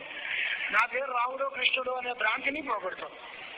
ఇలా ప్రతి వాక్యము ఏదో ఒక సందేహాన్ని లేదా ఏదో ఒక భ్రాంతిని తొలగిస్తుంది. మీ ఇష్టం వచ్చిన వాక్యం తీసుకోండి. ఆ ఊళ్ళో వాడు ఉన్నాడు అంటే ఉన్నాడా లేదా అనే సందేహం పోతుంది, లేదనే భ్రాంతి పోతుంది, ఉన్నాడు అంటే. అక్కడ ఉందేమో అనే భ్రాంతి పోతుంది, లేదని చెప్తే. ఏదో ఉందన్నా లేదన్నా మనకి ఏదో ఒక రకమైన భ్రాంతిని పోగొట్టడం లేదా ఒక సందేహాన్ని పోగొట్టడం వాక్యాల వల్ల కలిగేటువంటి ప్రయోజనం. అలాగే పామరుడు, ఇక్కడ ఈయన చెప్పేటువంటి విభాగం పామరుడు, విషయి, జిజ్ఞాసువు, ముక్తుడు అని 4 రకాలు. అంటే ఏంటండి పామరుడు అంటే ఏంటి అని అంటే మనం పండిత పామరులు అంటాం. పండిత పామరు జనరంజకంగా అని వాడేస్తూ ఉంటాం. పండితుడు అంటే ఎవడు, పామరుడు అంటే ఎవడు? పామరుడు అంటే ఆయన చెప్పేటువంటి పరిష్కారం ఏమిటి? పామరహ అనే మాటకి అర్థం ఏమిటి అంటే విహిత ప్రతిసిద్ధేషు ఐహిక విషయభోగేషు ఆసక్తిషు శాస్త్రీయ సంస్కార శూన్య సహా పామరహ. విహితమైన అంటే విధింపబడిన లేదా నిషేధింపబడిన ఐహిక భోగాలు, ఆముష్మిక ఫలాలు అవి నాకు కావాలి అనుకుంటారు. కోరికలు ఉంటాయి, ఫలం కావాలి అనుకుంటారు. కానీ శాస్త్రీయమైన సంస్కారం ఏమాత్రం ఉంది. స్వర్గం కావాలి అనుకుంటాడు, యజ్ఞం చేయాలి అనే అంశం తెలియదు. యజ్ఞం చేస్తే స్వర్గం వస్తుంది అనే అంశం తెలియదు. లేదా మాకు ఏమీ దుఃఖం కలగకుండా ఉండాలి అనుకుంటాడు. కానీ సురాపానమో పరదారాగమనమో ఇలాంటి తప్పుడు పనులన్నీ చేసేస్తూ ఉంటాడు. చేస్తూ ఉంటే దుఃఖం ఎందుకు రాదు? వాడికి తెలియదు పాపం. ఇవి చేయకూడదని కానీ ఇవి చెయ్యాలని కానీ తెలియదు. కానీ దీని ఫలాలు మాత్రం ఆసక్తి ఉంటుంది. విహితమైన నిషిద్ధమైన పనుల యొక్క ఫలితాల్ని కోరేవాడు, శాస్త్రీయమైన సంస్కారాలు లేనివాడు, వాడిని పామరుడు అని అంటాము. రెండోది ఇంకో మాట ఏమిటి అని అంటే విషయీయం. వీడు దానికంటే కొంచెం పై స్టేజ్లో వాడు. అంటే వీడికి ఫలాలు కావాలి, కానీ శాస్త్రోక్తమైన మార్గాలు కూడా తెలుసు. ఆ పనులు చేస్తూ ఉంటాడు. మంచి పనులు చేయడం, యజ్ఞమో దానమో తపస్సో తీర్థయాత్రలో ఇలాంటివన్నీ చేస్తూ దీనివల్ల మంచి పనులు ఫలితాలు పొందాలి అనుకునేవాడు. ఫలం కావాలనుకోవడం ఇద్దరికీ కామనే. కానీ ఆ ఫల సాధనమైన మార్గాలు వాడికి తెలియదు. వీడికి తెలిసి ఆచరిస్తూ ఉంటాడు. వీడు కూడా మనకి బిలో క్యాడర్లోనే లెక్క. పని చేయడం, ఫలితం అనుభవించడం ఎలా ఎంతకాలం ఇది? క్షీణే పుణ్య మర్చిలోకం విషయంతో మళ్ళీ కింద పడుతూ ఉంటాడు, మళ్ళీ లేస్తూ ఉంటాడు, పనులు చేస్తూ ఉంటాడు. పుణ్య పాప ఫలితంగా మానవ జన్మ వచ్చింది అని మనం అనుకుంటున్నాం. ఇదే పుస్తకంలో గ్రంథకారుడు ఏం రాశారు? దేవజన్మ కూడా పుణ్యపాప ఫలితంగానే వచ్చింది అని రాశారు. మనం ఏమనుకుంటామంటే సాధారణంగా లోకంలో చెప్పే మాటలు కేవలం పాప ఫలితంగా పశుపక్ష్యాది జన్మలు వస్తాయి. శుభాభ్యాం మనుష్యలోక, పుణ్యపాపములు రెండూ కలిసి మనుష్యలోకం వస్తుంది. కేవలం పుణ్యమైనటువంటి శరీరాలు దేవ శరీరాలు అని అనుకుంటాం. కానీ ఆయన రీజన్ ఏం చెప్తున్నాడంటే పుణ్యపాపాలు రెండూ లేకపోతే దేవేంద్రులంతటి వాడు ఇతరులందరినీ కూడా తపస్సు విఘ్నం చేసి వాళ్ళని కంట్రోల్ చేసి వాళ్ళకి మళ్ళీ పై ఎదగకుండా చేసేటువంటి ప్రమాదం ఏముంది వాడికి? పాపం లేకపోతే ఇతర హింస కానీ, ఇతరులు ఎదగకూడదు అనే ఆలోచన కానీ, భయం కానీ ఇవన్నీ ఎందుకు వచ్చాయి వాడికి? కాబట్టి దేవ శరీరంలో కూడా కొంత పాపం ఉంది. మరి వాళ్ళకి ఏ దుఃఖాలు లేవన్నాను కదా అని అంటే వాళ్ళ దేహం ఆ శరీరంతో వాడు అప్పుడు చేసినటువంటి పనుల వల్ల దుఃఖాన్ని కలిగించదు అన్నంత వరకే చెప్పాలి మనం. వాడు కూడా ఇంతకు ముందు ఏ మనిషిగానో పక్షిగానో పశువుగానో పుట్టుంటాడు, అనేక జన్మలు ఎత్తుంటాడు. పుణ్య పరిపాకం చేత దేవ శరీరం వస్తుంది. దేవ శరీరం వచ్చినంత మాత్రాన వాడికి పాపాలు ఏవీ లేవు అనడానికి మాత్రం సరిపోవండి. వాడికి కూడా కొన్ని పాపాలు ఉంటాయి. వాడు ఇప్పుడు ఆ దేవ శరీరంతో ఉండగా ఇప్పుడు వాడు చేసేటువంటి పనులు వాడి దుఃఖాన్ని కలిగించవు అన్నంత వరకే మనం చెప్పాలి తప్ప అక్కడ మాత్రం పాప సంపర్కం ఏమీ లేదు అని చెప్పడం. కేవలం పుణ్యమయమైన శరీరం అనేటువంటిది ఉండదు. శరీరారంభకము అంటే శరీరం పుట్టింది అంటే ఎంతో పర్సెంటేజ్, కొద్దిగా 1%, 2% అయినా పాపం మిశ్రం అయితేనే శరీరం వస్తుంది. లేకపోతే విదేహముక్తి వాడికి మోక్షమే వచ్చేస్తుంది. కానీ కేవలం పుణ్యం వల్ల శరీరం రావాల్సినంత అవసరం ఏమీ లేదు అంటారు ఈయన ఈ పుస్తకంలో. ఇది విషయీ అంటే మంచి పనులు చేసేవాడు అని మనం అనుకుందాం. ఏమీ తెలియనివాడు మొదటివాడు, తెలిసి మంచి పనులు చేసేవాడు రెండోవాడు. మూడోవాడు జిజ్ఞాసువు. వాడేమిటి అంటే శాస్త్రీయమైన ఉత్తమ సంస్కారాలు ఉంటాయి. చక్కగా చదువుకుంటాడు. చదువుకుంటూ కూడా నా చదువు ఇతరులందరినీ జయించడానికో, లేక సభల్లో గౌరవాలు పొందడానికో, లేక ఎదురువాడి నోరు పూజించడానికో ఉపయోగించాలి అనేటువంటి దురహంకారం లేకుండా అధ్యాత్మ విద్యని, సత్శాస్త్రాలని విని నేను తరించాలి అనేటువంటి వివేకం పొందిన వాడు ఎవడో వాడు జిజ్ఞాసువు. పనులు చేయడం, మంచి పుస్తకాలు చదవడం వరకు ఇద్దరు కామనే. చదివిన తర్వాత కూడా దీని తర్వాత ఈ పనుల వల్ల నాకు ఫలితం కావాలి అనుకుని ఆగిపోతాడు రెండోవాడు. అది ఫలితాలు కాదు, ఇంతకంటే పై స్థాయిలో నాకు అధ్యాత్మ విద్యకి మార్గం తెలియాలి, జిజ్ఞాసుగా ఉండాలి అనేటువంటి పరిస్థితుల్లో మూడో వాడు ఎదుగుతాడు. నాలుగో వాడు ముక్తుడు. ఇప్పుడు ఈ నలుగురిలో ఎవరు ఈ గ్రంథానికి అధికారి అని అంటే ఆ మూడో కేటగిరీలో ఉన్న జిజ్ఞాసువే అధికారి అని చెప్తారు. వాడికి కొంత వివేకం కలుగుతుందట. ఆ వివేకం కలవాడే జిజ్ఞాసువు. ఇక చాలా అద్భుతంగా రాశారు ఈ పుస్తకంలో, ఈ ప్రకరణంలో. వివేకం ఎలా కలుగుతుంది, ఆ వివేకం తాలూకు స్టేజెస్ ఏమేమి, దేని తర్వాత ఏది, దేని తర్వాత ఏది, ఆ వివేకం తాలూకు వికాసం క్రమ పరిణామం ఎలా ఉంటుంది అనే దగ్గర ముందు ఆలోచించి మొట్టమొదటి మాట ఏమంటాడు అంటే, మనుష్యుడు మామూలుగా ఏదైనా చల్లగా గాలి వేస్తే బాగుండు, అమ్మయ్య టైంకి ఏదైనా తింటే బాగుండు,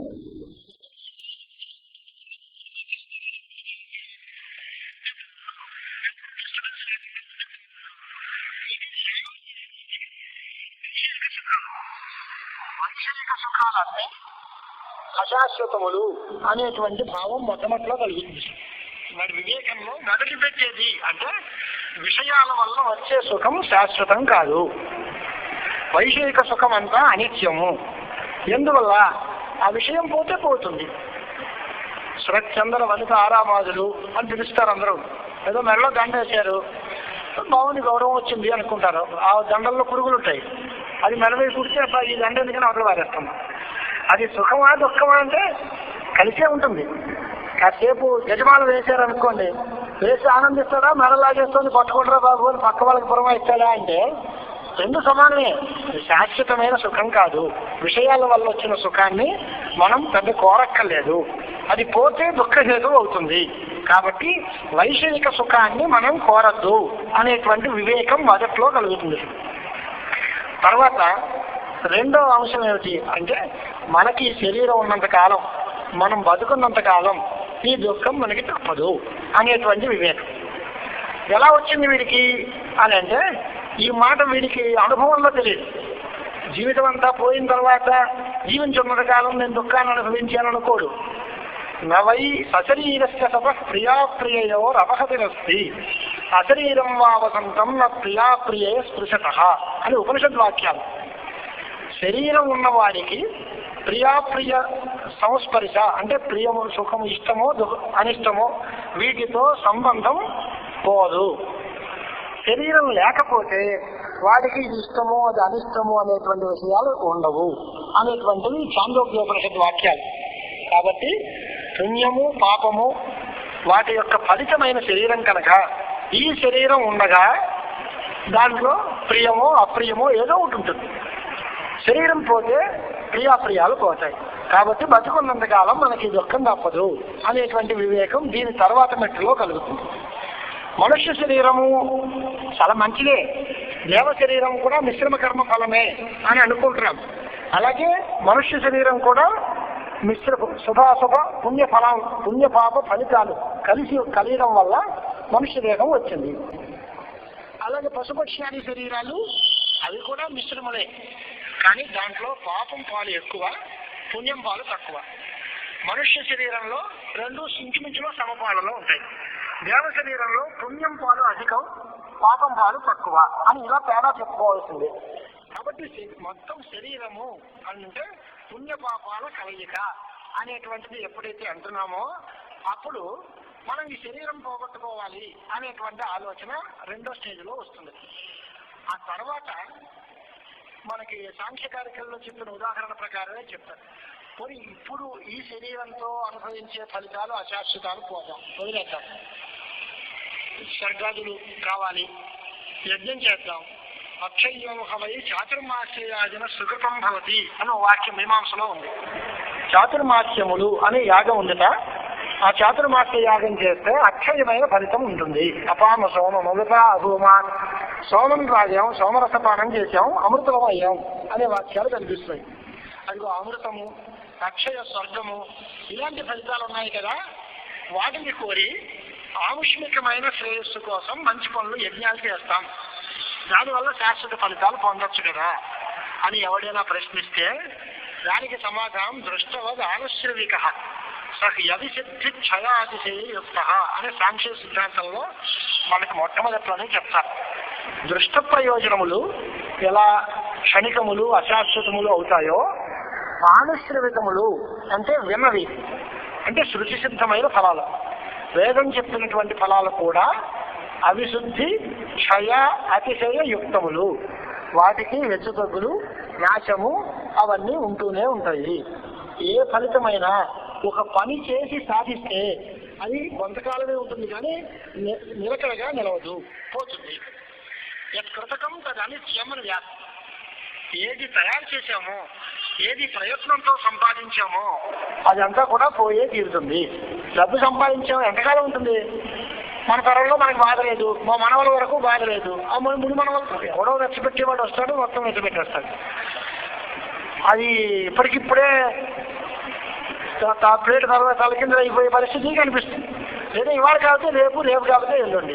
శాశ్వతంగా ఎవరి దగ్గర నిలవదు, అది పోతూనే ఉంటుంది. కనుక ఆనుశ్రవికమైన ఫలాలు కూడా శాశ్వతాలు కాదు అనేటువంటి మాట.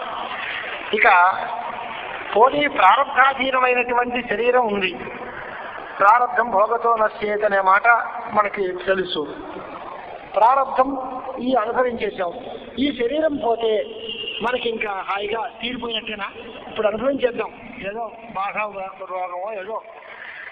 ప్రారంధం అండి, ప్రారంధం అనుభవించక తప్పదు. కాబట్టి శరీరాంతరం ఇంక లేకుండా ఉంటాము అనేటువంటి మాట అవుతుందా అని అంటే, ఇప్పుడు ఈ ప్రారంభంతో ఈ శరీరాన్ని సంపాదించావు, ఈ శరీరంలో నువ్వు దుఃఖం అనుభవించేస్తావు. తర్వాత మళ్ళీ జన్మ పుట్టదని మళ్ళీ ఇంకో శరీరం రాదని గ్యారంటీ ఏంటి? కనుక విశేష కర్మక్షయం, అన్ని పనులు ఆగామి సంచిత ప్రారంభంలోని మొత్తం పనులన్నీ పోవాలి. అన్నీ పోతే కానీ నీకు జన్మ పోతుంది అనే బాధ లేదు, జన్మ రాదు అనేటువంటి నిశ్చయం లేదు. అలాంటి అన్ని పనులు పోవడం అనేది ఎలా కుదురుతుంది అంటే, జ్ఞానాగ్ని సర్వకర్మ అని భస్మసాత్ కుదిరితే అర్జున. జ్ఞానం అనే అగ్ని మాత్రమే అన్ని పనుల్ని పోగొడుతుంది తప్ప మరొక పనులు లేదు. అప్పుడు కూడా కండిషన్ ఏంటి? ప్రారంభం భోగతో నచ్చేది. ప్రారంభం తప్ప మిగతా కర్మలన్నింటినీ పోగొడుతుంది జ్ఞానం కూడా. ఆ జన్మకి ప్రారంభము అంటే మాట కూడా అందరూ తెలిసిన వాళ్ళు పెద్దవాళ్ళు ఉన్నారు. సంచితం అంటే వెనక కొన్ని లక్షల జన్మల్లో మనం సంపాదించుకున్నటువంటి ఫలాలన్నీ, దాంట్లో కొన్ని ఫలితాలను తీసుకుని ఈ శరీరాన్ని మనం పొందుతాం. దానికి ఉదాహరణగా మన వాళ్ళు ఏం చెప్తారు అంటే, ఒక యుద్ధం చేయడానికి బయలుదేరేటువంటి ఒక ఉలుకాడు దాంట్లో కొన్ని బాణాలు అమలు పెట్టుకుని బయలుదేరి వెళ్తాడు. ఆ అమలు పొదిలో ఉన్న బాణాలు అంటే ఆవేళ యుద్ధానికి వాడు వాడుకుందామని తెచ్చుకున్నవి. ఇవి అయిపోతే మొత్తం బాణాలు అయిపోయినట్టే కాదు, తర్వాత ఉంటాయి వేరేగా. అలాగే ఈ జన్మతో మనం అనుభవించడానికి సిద్ధపడినటువంటి పుణ్యపాప ఫలాలు కొన్ని ఉంటాయి, వాటికి ప్రారంభం అని పేరు. అలా అది కూడా బాణం వదిలేసాం అనుకోండి, వదిలేసిన బాణం ఎదరవాడికి దెబ్బ కలిగించే తీరుతుంది, అనుమానం లేదు. మధ్యలో వాడు పిల్లజెండా ఊపేసి శరణాగతి పొందిన ఈ నవ్వు అమ్మల గదిలో ఉన్న బాణాలు నువ్వు వెయ్యకుండా ఆపచ్చు. వదిలేసిన బాణాన్ని ఆపడం సాధ్యం కాదు. అలా వదిలేసిన బాణం లాంటిది ప్రారంభం. కాబట్టి ఇది అనుభవించే తీరాలి. దానిలో కాలం కోల్పోవడమో లేకపోతే దానికి అర్థంగా అనుకోవడం వచ్చి గాలిలోకి పెట్టుకోవడమో కాకపోతే రాసిందే తప్ప ఇది వాడి దగ్గరికి వెళ్లకుండా మాత్రం వీడు నేను మళ్ళీ లాగేసుకుంటానంటే కూడా వీడు కుదరదు. వదిలేసిన బాణం లాంటిది ప్రారంభం, అది భోగం వల్ల మాత్రమే పోతుంది అనేది మన సంప్రదాయంలో చెప్పే మాట. ఎందుకంటే జ్ఞానం ఒక్కటే ఆగామి సంచితములైనటువంటి అన్ని పనుల్ని పోగొట్టడానికి సమర్థమైంది. సరే, మొత్తం మీద పుణ్యపాపముల ఫలితంగా జన్మ వచ్చింది అన్నారు. ఈ పుణ్యపాపాలని తగ్గించుకుందాం. పుణ్యపాపాలకు కారణం ఏంటి అని అంటే, రాగద్వేషాల వల్లే పుణ్యపాపాలు ఏర్పడుతున్నాయి. ఓ మనిషి మీద ఇష్టం కలిగితే ఆ ఇష్టం వల్ల మనం మంచి పని చేస్తే దానివల్ల ఒక పుణ్యం కలుగుతాం. ఒక మనిషి మీద ద్వేషంతో వాడికి అపకారం చేస్తే దానివల్ల మనకి తప్పు పని వల్ల పాపం కలుగుతుంది. పుణ్య పాపాలు రెండిటికీ కూడా కారణం రాగద్వేషాలు. కాబట్టి నిశ్శేషంగా రాగద్వేషాలని పోగొట్టుకోవడమే పుణ్యపాపాలను తొలగించుకునే దానికి మార్గం అనేది దీని తర్వాత వివేకంలో 5వ స్థాయి. రాగద్వేషాలు ఇంద్రియస్యేంద్రియస్యార్థే రాగద్వేషవు వ్యవస్థితవు తయోర్న వశమాగచ్చే తౌష్యస్య పరిపంథినవు అని గీతాస్మృతి కూడా మనకి ప్రతి మనిషికి శత్రువులు ఎవరు అంటే రాగద్వేషాలే. మనం అందరం అంటూ ఉంటాం రాగద్వేష అతీతంగా వ్యవహరించాలి, ఒకటి మీద మమకారం కానీ ఒకటి మీద ద్వేషం కానీ పెంచుకోకుండా సర్వ సమభావంతో వ్యవహరించాలి అంటాం. సమభావంతో వ్యవహరించాలి అంటే సమమైన వస్తువు బ్రహ్మ వస్తువు, అది తెలిస్తే అంతటా నిండి ఉన్నది పరమాత్మే అనేటువంటి నిశ్చయం కలిగినప్పుడు ఒకటి మీద ద్వేషం కానీ ఒకటి మీద అనురాగం కానీ ఉండదు. కానీ వాడు వేరు నేను వేరు అనుకుంటే ఏదో ఒకటి తప్పదు. నాకన్నా గొప్పవాడు అంటే వాడిని సేవిద్దామనో లేక వాడిని మంచి చేసుకుందామనో ఏదో అభిప్రాయం కలదు. వాడు నాకంటే తక్కువ వాడు ఉన్నాడు అంటే బాధేద్దాం అనిపిస్తుంది. ఇది ఏదో ఒకటి రాగమో ద్వేషమో భేద నిబంధనమైన జ్ఞానం ఉన్నప్పుడు వేద జ్ఞానం వల్ల రాగద్వేషాలు ఉండే తీరుతాయి. కనుక పుణ్యపాపాల వల్ల జన్మొస్తోంది, పుణ్యపాపాలకు కారణం రాగద్వేషాలు. ఆ రాగద్వేషాలన్నీ కూడా పోగొట్టుకోవాలి అంటే ఇష్ట అనిష్టధి అంటారు. అంటే ఈ పని చేస్తే నాకు లాభం కలుగుతుంది,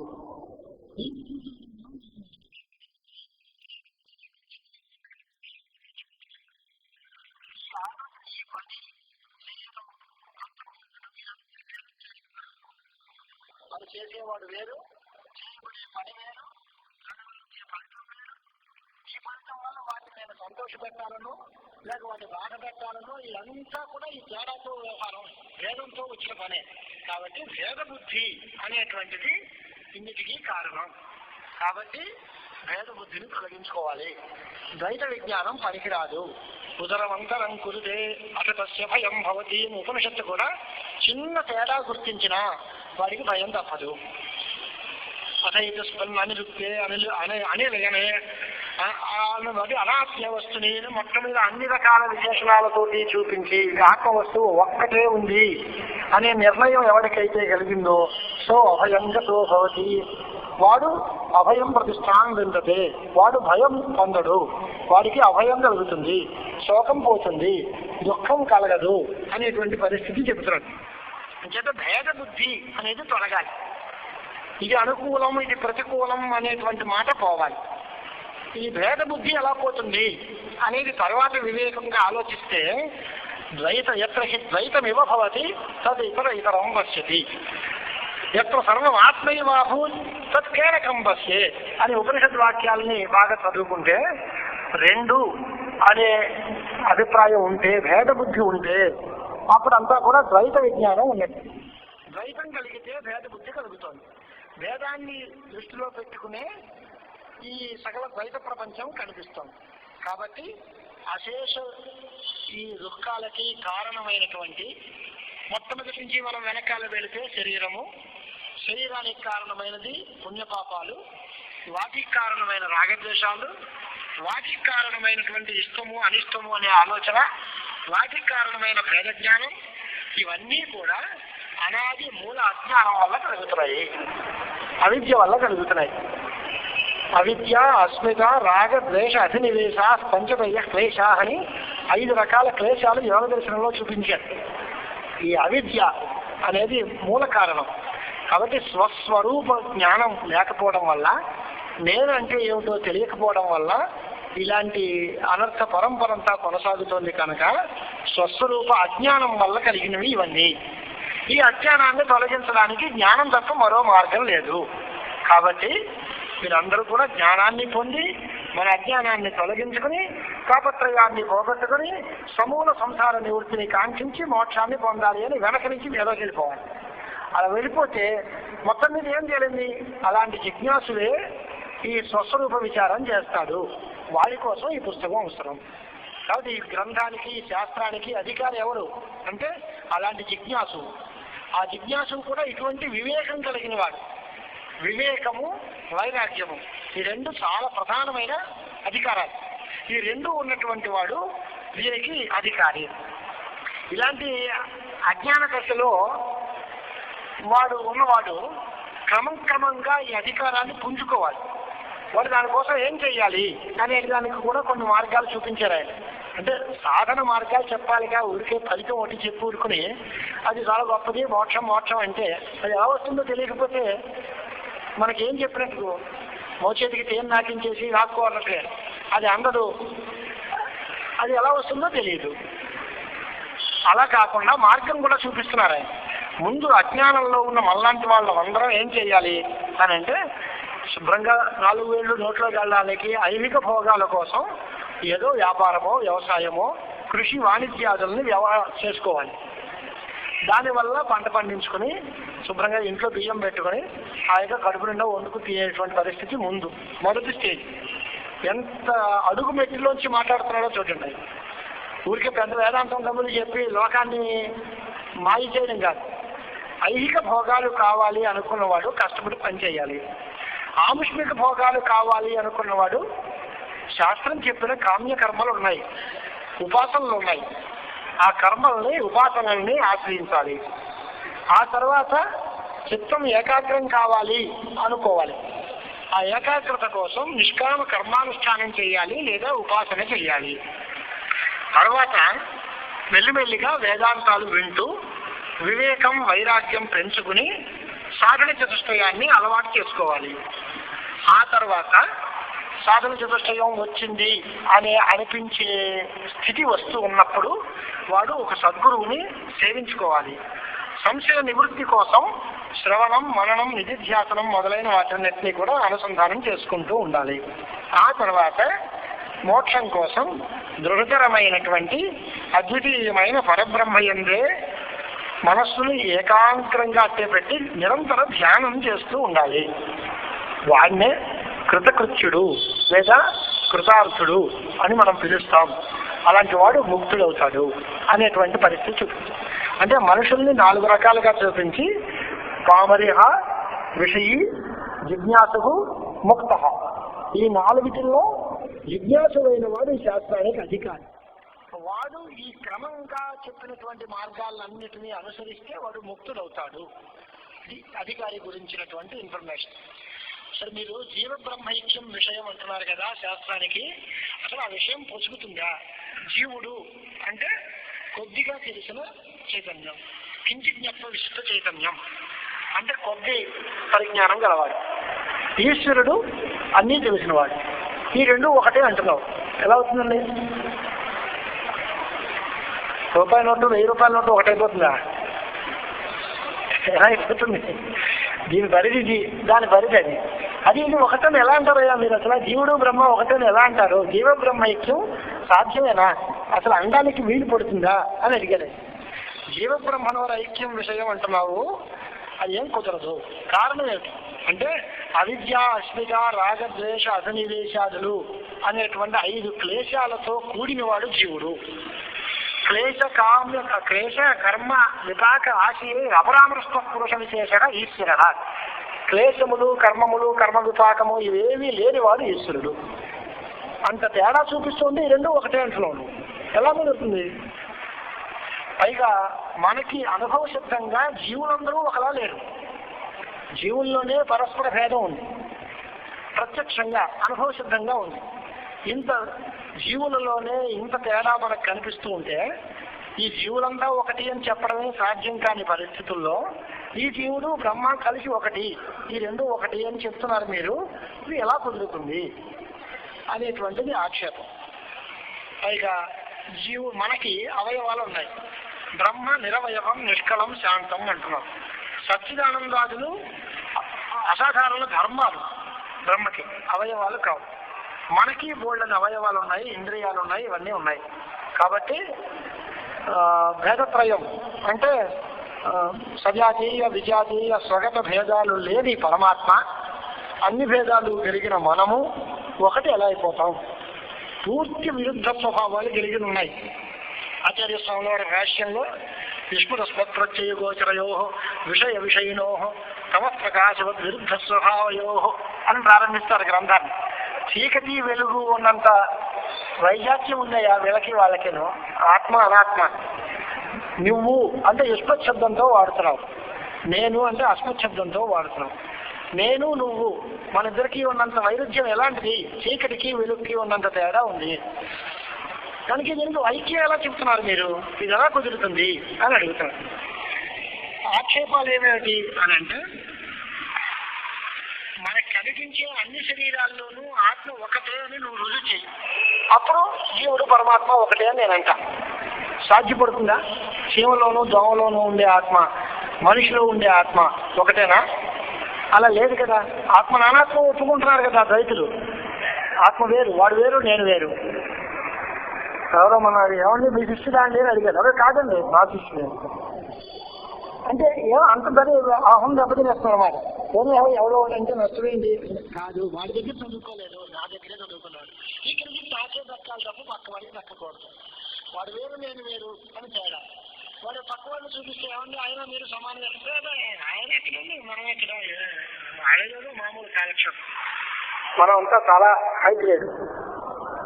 ఇంత తేడా నీలో బాధపడుతున్నప్పుడు ఈ తేడాలన్నింటినీ మానేసి ఆత్మ నానాత్వాన్ని ఒప్పుకుని జీవ బ్రహ్మాభేదాన్ని మీరు ఎలా చెప్తారు అనేటువంటిది ఒక ప్రశ్న. ఆత్మ అనేకము అంతంలో ప్రమాణాలు ఇవేవి? లక్షలండి, మా కులాలు, మా మతాలు, నేను బ్రాహ్మణ్ణి, నేను క్షత్రియుణ్ణి, నేను మనిషిని, నేను స్త్రీని, నేను పురుషుణ్ణి, రకరకాల భేదాలు చెబుతున్నారుగా. ఆత్మ ఒకటే ఎలా అయిపోతుంది? ఒకటే అయిపోతే ఇన్ని రకాల వ్యవహారాలు ఎలా కుదురుతాయి? కనుక ఆత్మ నానాత్వం ప్రత్యక్ష ప్రమాణ చిత్తం. అలాగే అర్థాపత్తి అని మరో ప్రమాణం ఉంది.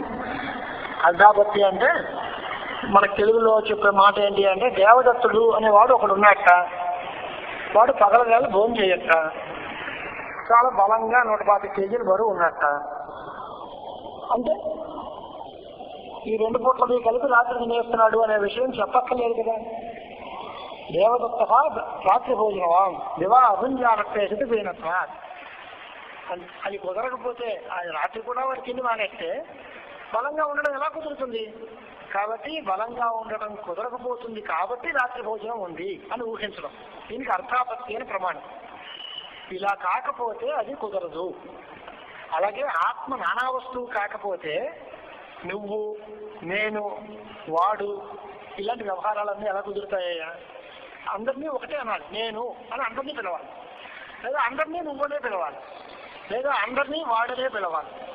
అంతేకాని ఒకటినేమో చూసి నువ్వు అంటున్నావు, ఒకటి చూసి వాడు అంటున్నావు, నేను అంటున్నావు. ఈ ప్రథమ పురుష, మధ్యమ పురుష, ఉత్తమ పురుష, ఇవి వ్యవహారాలు ఇవన్నీ ఎలా కుదురుతాయి?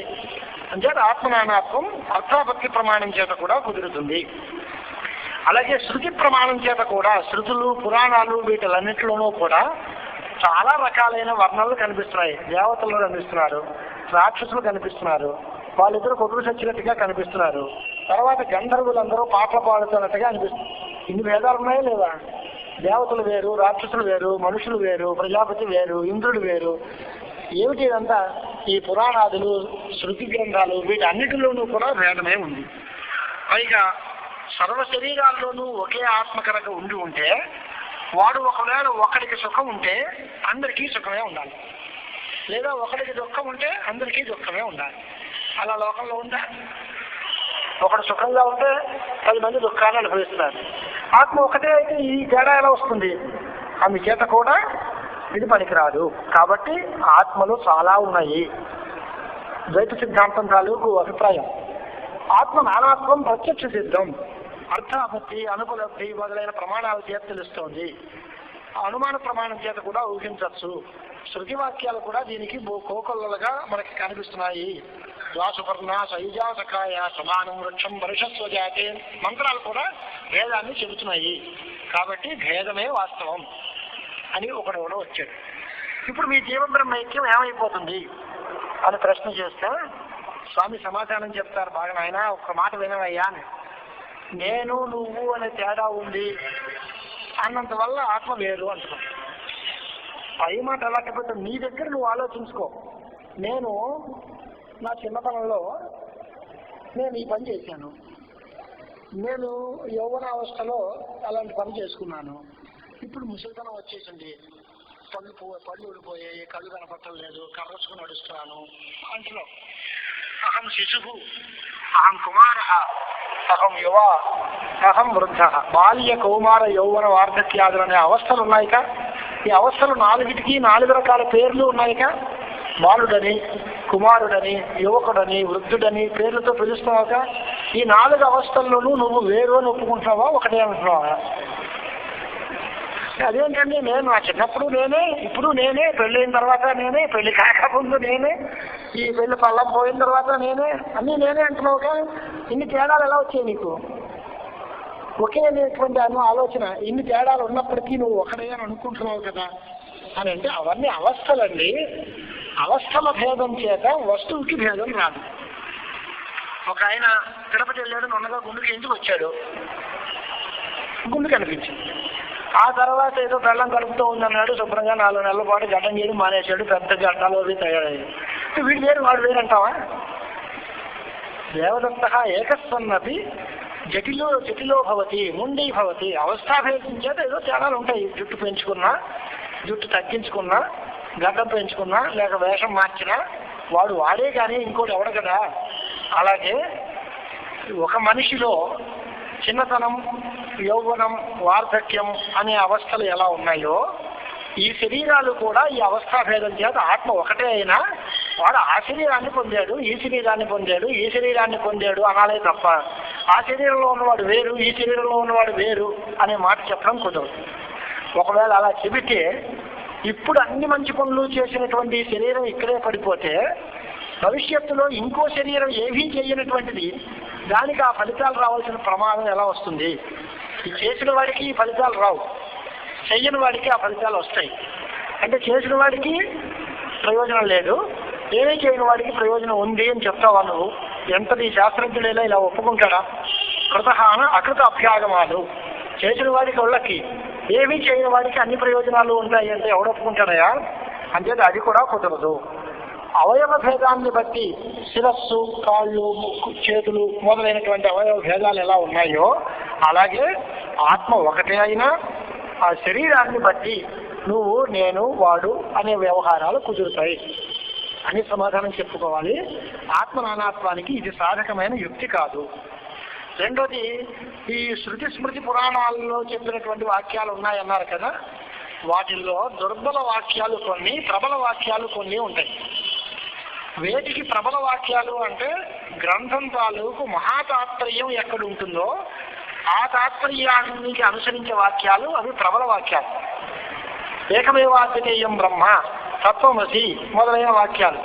ఏకో దేవ సర్వభూతేషు గూఢ సర్వవ్యాపి సర్వభూతాంతరాత్మ, అలాగే సరళ ఏకో ద్రష్ట అద్వైతో భవతి, ఇలాంటి వాక్యాలు మహాతాత్పర్యానికి అనుగుణమైన వాక్యాలు. వేదాన్ని చెప్పే వాక్యాలు లేవని మేమంటలే, ఉన్నాయి. వాటిని వ్యావహారిక దశ లేదా అజ్ఞాన అవస్థ అనేటువంటి హద్దు గీసి ఈ హద్దుకి లోబడి చెప్పిన మాటలు ఇవి, పరమార్థంగా కాదు. నిజానికి ఆ అద్వైతమే సిద్ధాంతం అని చెప్పాలి. వాడు అడగచ్చు, ఏమంటే మా మీద అంత కోపం ఎందుకు, అదే అబద్ధము ఇదే నిజం అనొచ్చు కదా. ద్వైతం వ్యవహార దశలో చెప్తాం, పరమార్థత అద్వైతము అంటున్నాం మనం. అలా ఎందుకు అనాలండి? వ్యవహార దశలో అద్వైతం, ద్వైతమే సిద్ధాంతము అనొచ్చుగా. అలా ఎవడంటాడే ప్రపంచంలో? అసలు వ్యవహారంలో అద్వైతం కుదరదు, వ్యవహారమే అబద్ధం. వ్యవహారంలో అద్వైతం అనే మాట కుదరదు. ఇంకపోతే ఇంకేం చేయాలి? అద్వైతానికి మొత్తం సున్నా పెట్టాలి. అద్వైతం తప్పు, అద్వైతాన్ని చెప్పే వాక్యాలన్నీ అప్రమాణములు అని చెప్పాలి. నువ్వు ఆస్తికుడు అయి వేదంలో ఉండే కొన్ని వాక్యాలకి, కొన్ని ఉపనిషత్తులకి అర్థమే లేదు, ఇదంతా అబద్ధము అప్రమాణము అని అనడానికి నీ నోరు రాదు. అన్నిటికీ అకామిడేట్ చేయాలి, అన్ని వాక్యాలకి అర్థం చెప్పాలి. అన్ని వాక్యాలకి అర్థం చెప్పాలి అంటే ఈ అధ్యాస, ఈ మార్గము, శంకరాచార్యుల వారు చూపించిన సిద్ధాంతం ఇదే తప్ప మరో మార్గం కనపడదు. ద్వైతము వ్యావహారికము, అవిద్యాకల్పితము, అజ్ఞానావస్థలో కుదురుతుంది. ఇదంతా లేదని మేము అంటలే, ఇదంతా మిథ్య. జ్ఞానం కలిగే వరకు ఉంటుంది, జ్ఞానం కలిగిన తర్వాత పోతుంది. ద్వైత ప్రపంచం కనిపిస్తోంది కదా, కనిపిస్తోంది. ఎలా కనిపిస్తోంది? కళలో నువ్వు వస్తువులను చూసినట్టుగా, లేకపోతే పచ్చకావరిలో వచ్చినప్పుడు శంఖం పచ్చగా కనిపించినట్టుగా దోషాధీనంగా కనిపిస్తోంది. కానీ నిజం అనడానికి లేదు. నిజం మహాతాత్పర్య విషయమైన జీవబ్రహ్మైక్యమైన విషయము. మరి ఆత్మ వస్తువు ఒకటే అయితే ఒకరికి సుఖం అందరికీ సుఖంగా ఎందుకు ఉండకూడదు అని అడిగావు కదా, దాని మాట ఏంటి అని. ఈ సుఖం కానీ దుఃఖం కానీ ఆత్మకు ఉండే వస్తువులు కాదురా బాబు, లక్షకాలు చెప్పాం మేము వేదాంత సిద్ధాంతం. ఇవన్నీ అంతఃకరణ ధర్మాలు. మనస్సు వేరు, ఆత్మ ఒకటే. వాడి మనస్సులో సుఖము వాడి మనస్సులో దుఃఖం అలా ఉంటాయి. ప్రతి శరీరానికి ఒక మనస్సు ఉంటుంది. ఆ మనస్సులో సుఖమో దుఃఖమో ఇంకోటో ఉంటాయి. అవి ఆత్మకి అంటకట్టద్దు. ఆత్మ నిర్గుణం, నిరంజనం. ఆత్మకి సుఖ దుఃఖాలతో సంబంధం లేదు. ఒక ఆత్మ సుఖంగా ఉంది, రెండో ఆత్మ దుఃఖంగా ఉంది, ఈ మాట పొరపాటు. ఆ అంతఃకరణం అనేటువంటిది ఒకటి ఉంది, దానికి సంబంధించినవే కామ, సంకల్ప, విచికిత్స, శ్రద్ధ, హ్రీర్ ధీర్ భీర్ చేతత్సర్వం మన ఏవా అని మా ఉపనిషత్తులు స్పష్టంగా చెబుతున్నాయి. కనుక ఇదంతా మనోవిజృంభితం. మనస్సు యొక్క సామర్థ్యం చేత ఇవన్నీ కల్పింపబడ్డాయి. కానీ జీవ బ్రహ్మైక్యం ఒక ఐక్యం చెప్పడంలో ఎటువంటి ఇబ్బంది లేదు. కాదండి ఆత్మ ఒకటే అంటే వాడు సర్వజ్ఞులైపోతే అందరూ సర్వజ్ఞులైపోతారు కదా, అప్పుడు ఇంక విధి నిషేధము, ఒకడు గురువు ఒక శిష్యుడు ఇలాంటివి ఏం లేదు కదా అనేటువంటి మాట చెప్పారు కదా. అంటే అది కూడా తప్పు. దేహభేద నిబంధనమైన బుద్ధిభేదం. దేహం వేరు, వాడి అంతఃకరణం వేరు, వాడి ఆలోచన వేరు. ఆ ఆలోచన వల్ల వాడు నేను ముక్తుణ్ణి, నేను బద్ధుణ్ణి అనుకుంటూ ఉంటాడు. నిజానికి ఆత్మ ఒకటే. ఈ ఆత్మకి ఈ దేహ సంబంధమే ప్రమాదకారి. దేహ సంబంధం పోతే ఆత్మ ముక్తుడు. దేహ సంబంధం పోవడానికి మనం ప్రయత్నం చేయాలి. ఇంకొక మాట, ఆఖరి మాట చెప్తాను వినండి అన్నాడు. జీవుడు బ్రహ్మ ఒకటి మేము అనలేదయా. జీవ బ్రహ్మైక్యం అంటే సాక్షి బ్రహ్మ ఒకటి అంటున్నారు.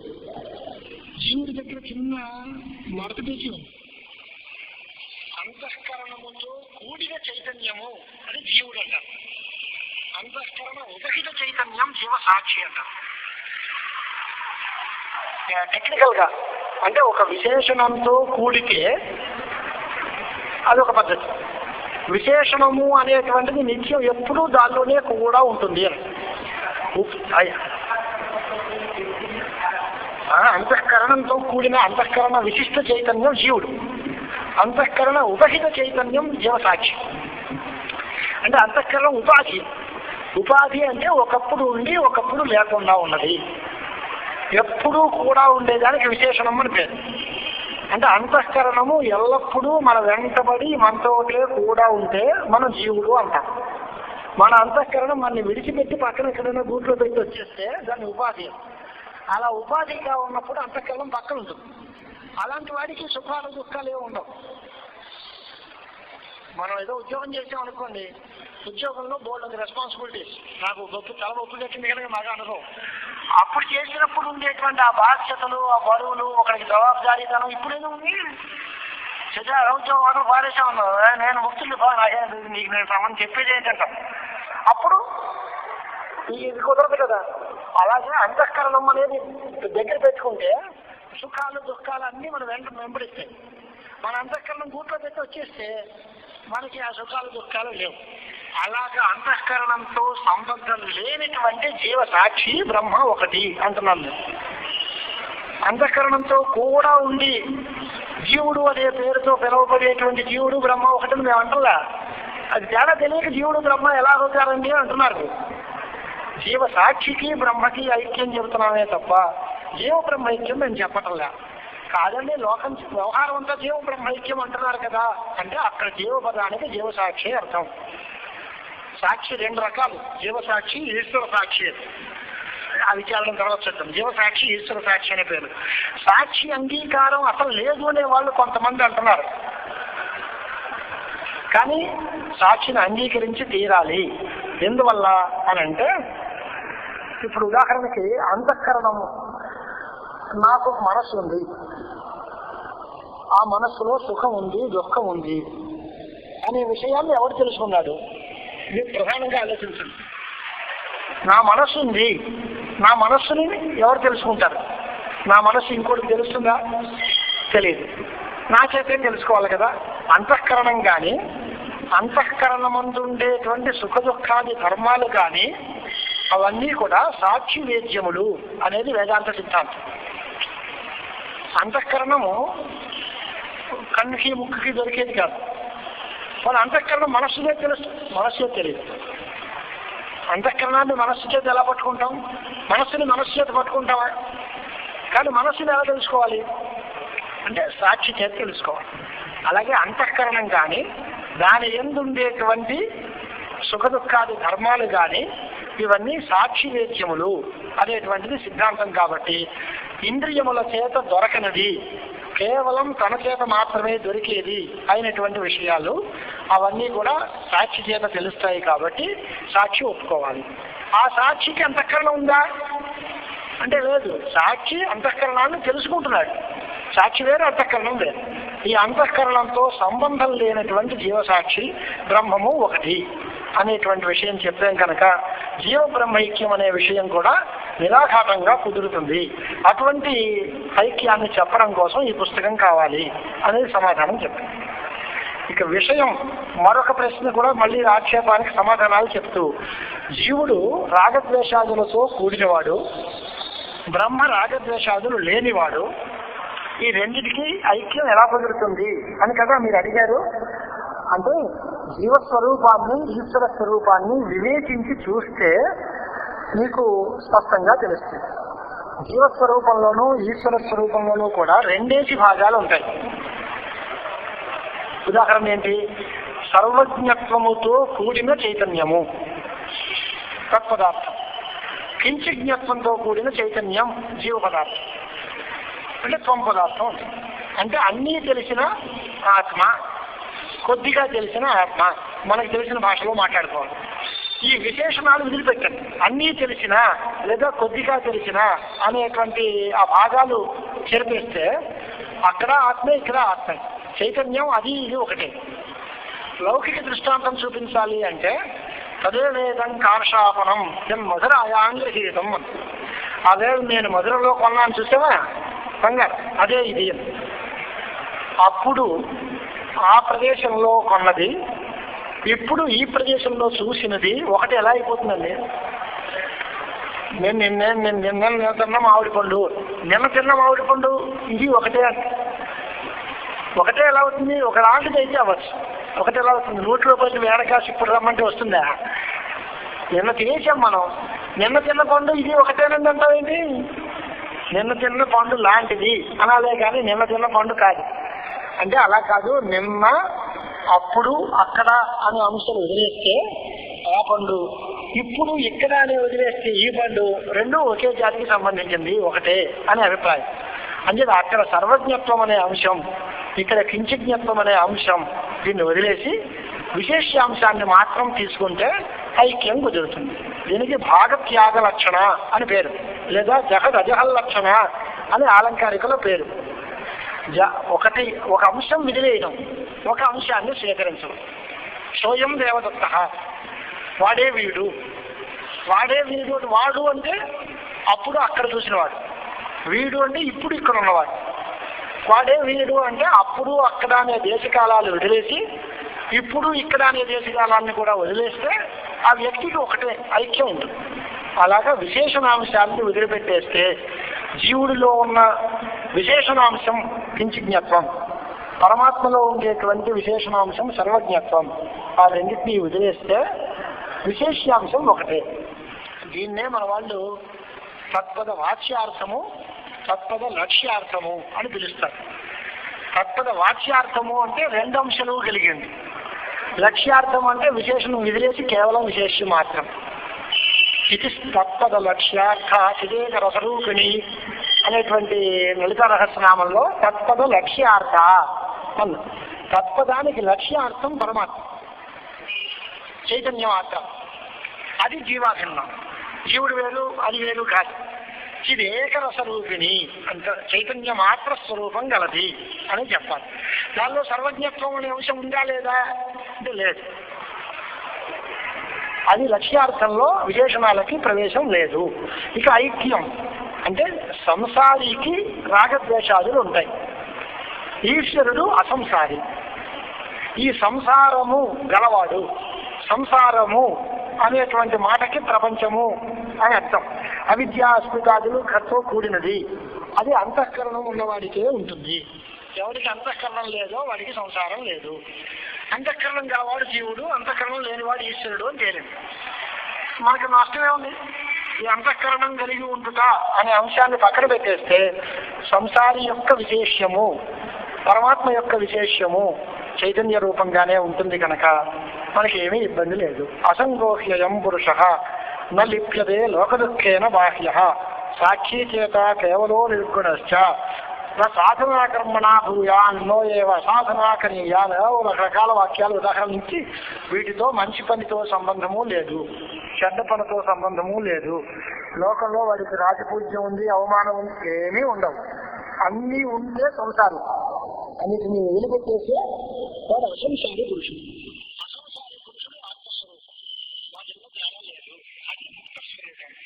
కాబట్టి మనం అందరం కూడా అంతఃకరణ విశిష్టమైన జీవుడికి బ్రహ్మతో ఐక్యం కుదరనట్టుగా అనిపించిన అంతఃకరణ ఉపహితమైన జీవసాక్షికి బ్రహ్మతో ఐక్యం చాలా స్పష్టంగా కుదురుతుంది.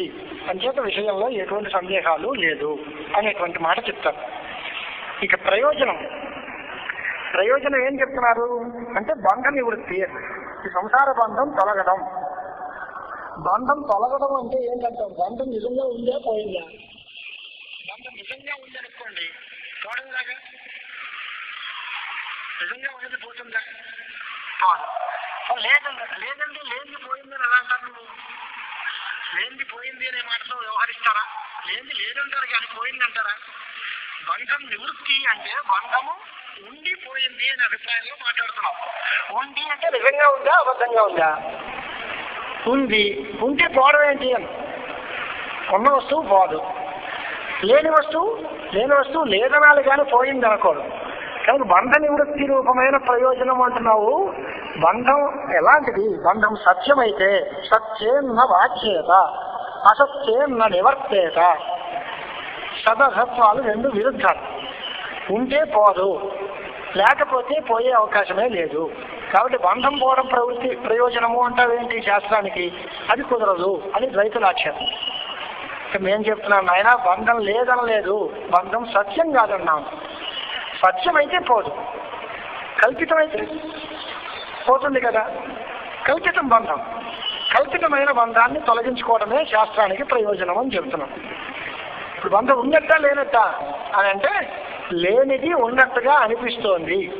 లేనిది కాదు, ఉన్నది కాదు, సత్తు కాదు, అసత్తు కాదు, కానీ లేని వస్తువు ఉందని అనిపిస్తోంది. తాడుని చూసి పాము అనుకున్నట్టు. పాము అనే భ్రాంతిలో పాము ఉందా లేదా అంటే భ్రాంతి కాలంలో ఉంటుంది. పోతుందా? ఇది తాడే అని తెలిస్తే పోతుంది. అలాగే ఈ జగద్భ్రాంతి కూడా మనము నిజంగా లేనిది కానీ ఉన్నట్టుగా అనిపించేది, ఇలాంటి ఉన్నట్టుగా అనిపించేటువంటి సంసార భ్రాంతిని తొలగించుకోవడమే ఈ శాస్త్రం యొక్క ప్రయోజనంగా చెప్తున్నాము. కానీ బాగానే ఉంది, కానీ మీరు చెప్పిన దృష్టాంతానికి మీ శాస్త్రానికి చాలా తేడా ఉందండి అని. ఓ తాడును చూసి పాము అన్నారనుకోండి. తాడు చూసి పాము అనుకోవడానికి తాడు పాము ఇంచుమించులో ఒక పోలికలో ఉండాలి. పాముని గురించిన ఓ పరిజ్ఞానం ఉండాలి, తాడుని గురించిన పరిజ్ఞానం ఉండాలి. అది స్పష్టంగా తెలియడానికి కారణమైనటువంటి వెలుతురు లేకుండా ఉండాలి. మంద అంధకారం, చిమ్మ చీకటి ఉండాలి. కను మసగ్గాను పూర్తిగా ఏమీ కళ్ళు కనిపించట్లేదు అనుకోండి, అప్పుడు తాడు కూడా కనిపించదు, అది పాము అండదు. అలాగని పూర్తి గాఢాంధకారంలో భ్రాంతి కలగదు, పూర్తిగా వెలుగుంటే కలగదు, అసలు ఏమీ తెలియకపోతే భ్రాంతి కలగదు. అది పాము అనడానికి తగిన వాతావరణం, పాము అంటే ఎలా ఉంటుందో తెలియని వారికి ఇది పాము అని భ్రాంతి కలగదు. అంచేత అధ్యాస కలగడానికి కూడా చాలా సాధక యుక్తులు ఉన్నాయి, భ్రాంతి కలగడానికి కూడా చాలా మార్గాలు ఉన్నాయి. పొరపాటు పడడానికి కూడా సామాన్యులు జ్ఞాతే విశేషతో అజ్ఞాతే భవతి సందేహ. దానిలో ప్రమాణ దోషం కావాలి, ప్రమాతృ దోషం కావాలి, ప్రమేయ దోషం కావాలి, అధిష్టాన విశేషం తెలియకపోవాలి, అధిష్టాన సామాన్యం తెలియాలి, దానికి భ్రాంతి కారణం ఉండాలి. ఇన్ని రకాలు ఉన్నప్పుడు భ్రమని ఉత్పాదన చేయాలి. అవన్నీ తాడు దగ్గర శుద్ధి రూప్య దృష్టాంతం దగ్గర కుదురుతాయి.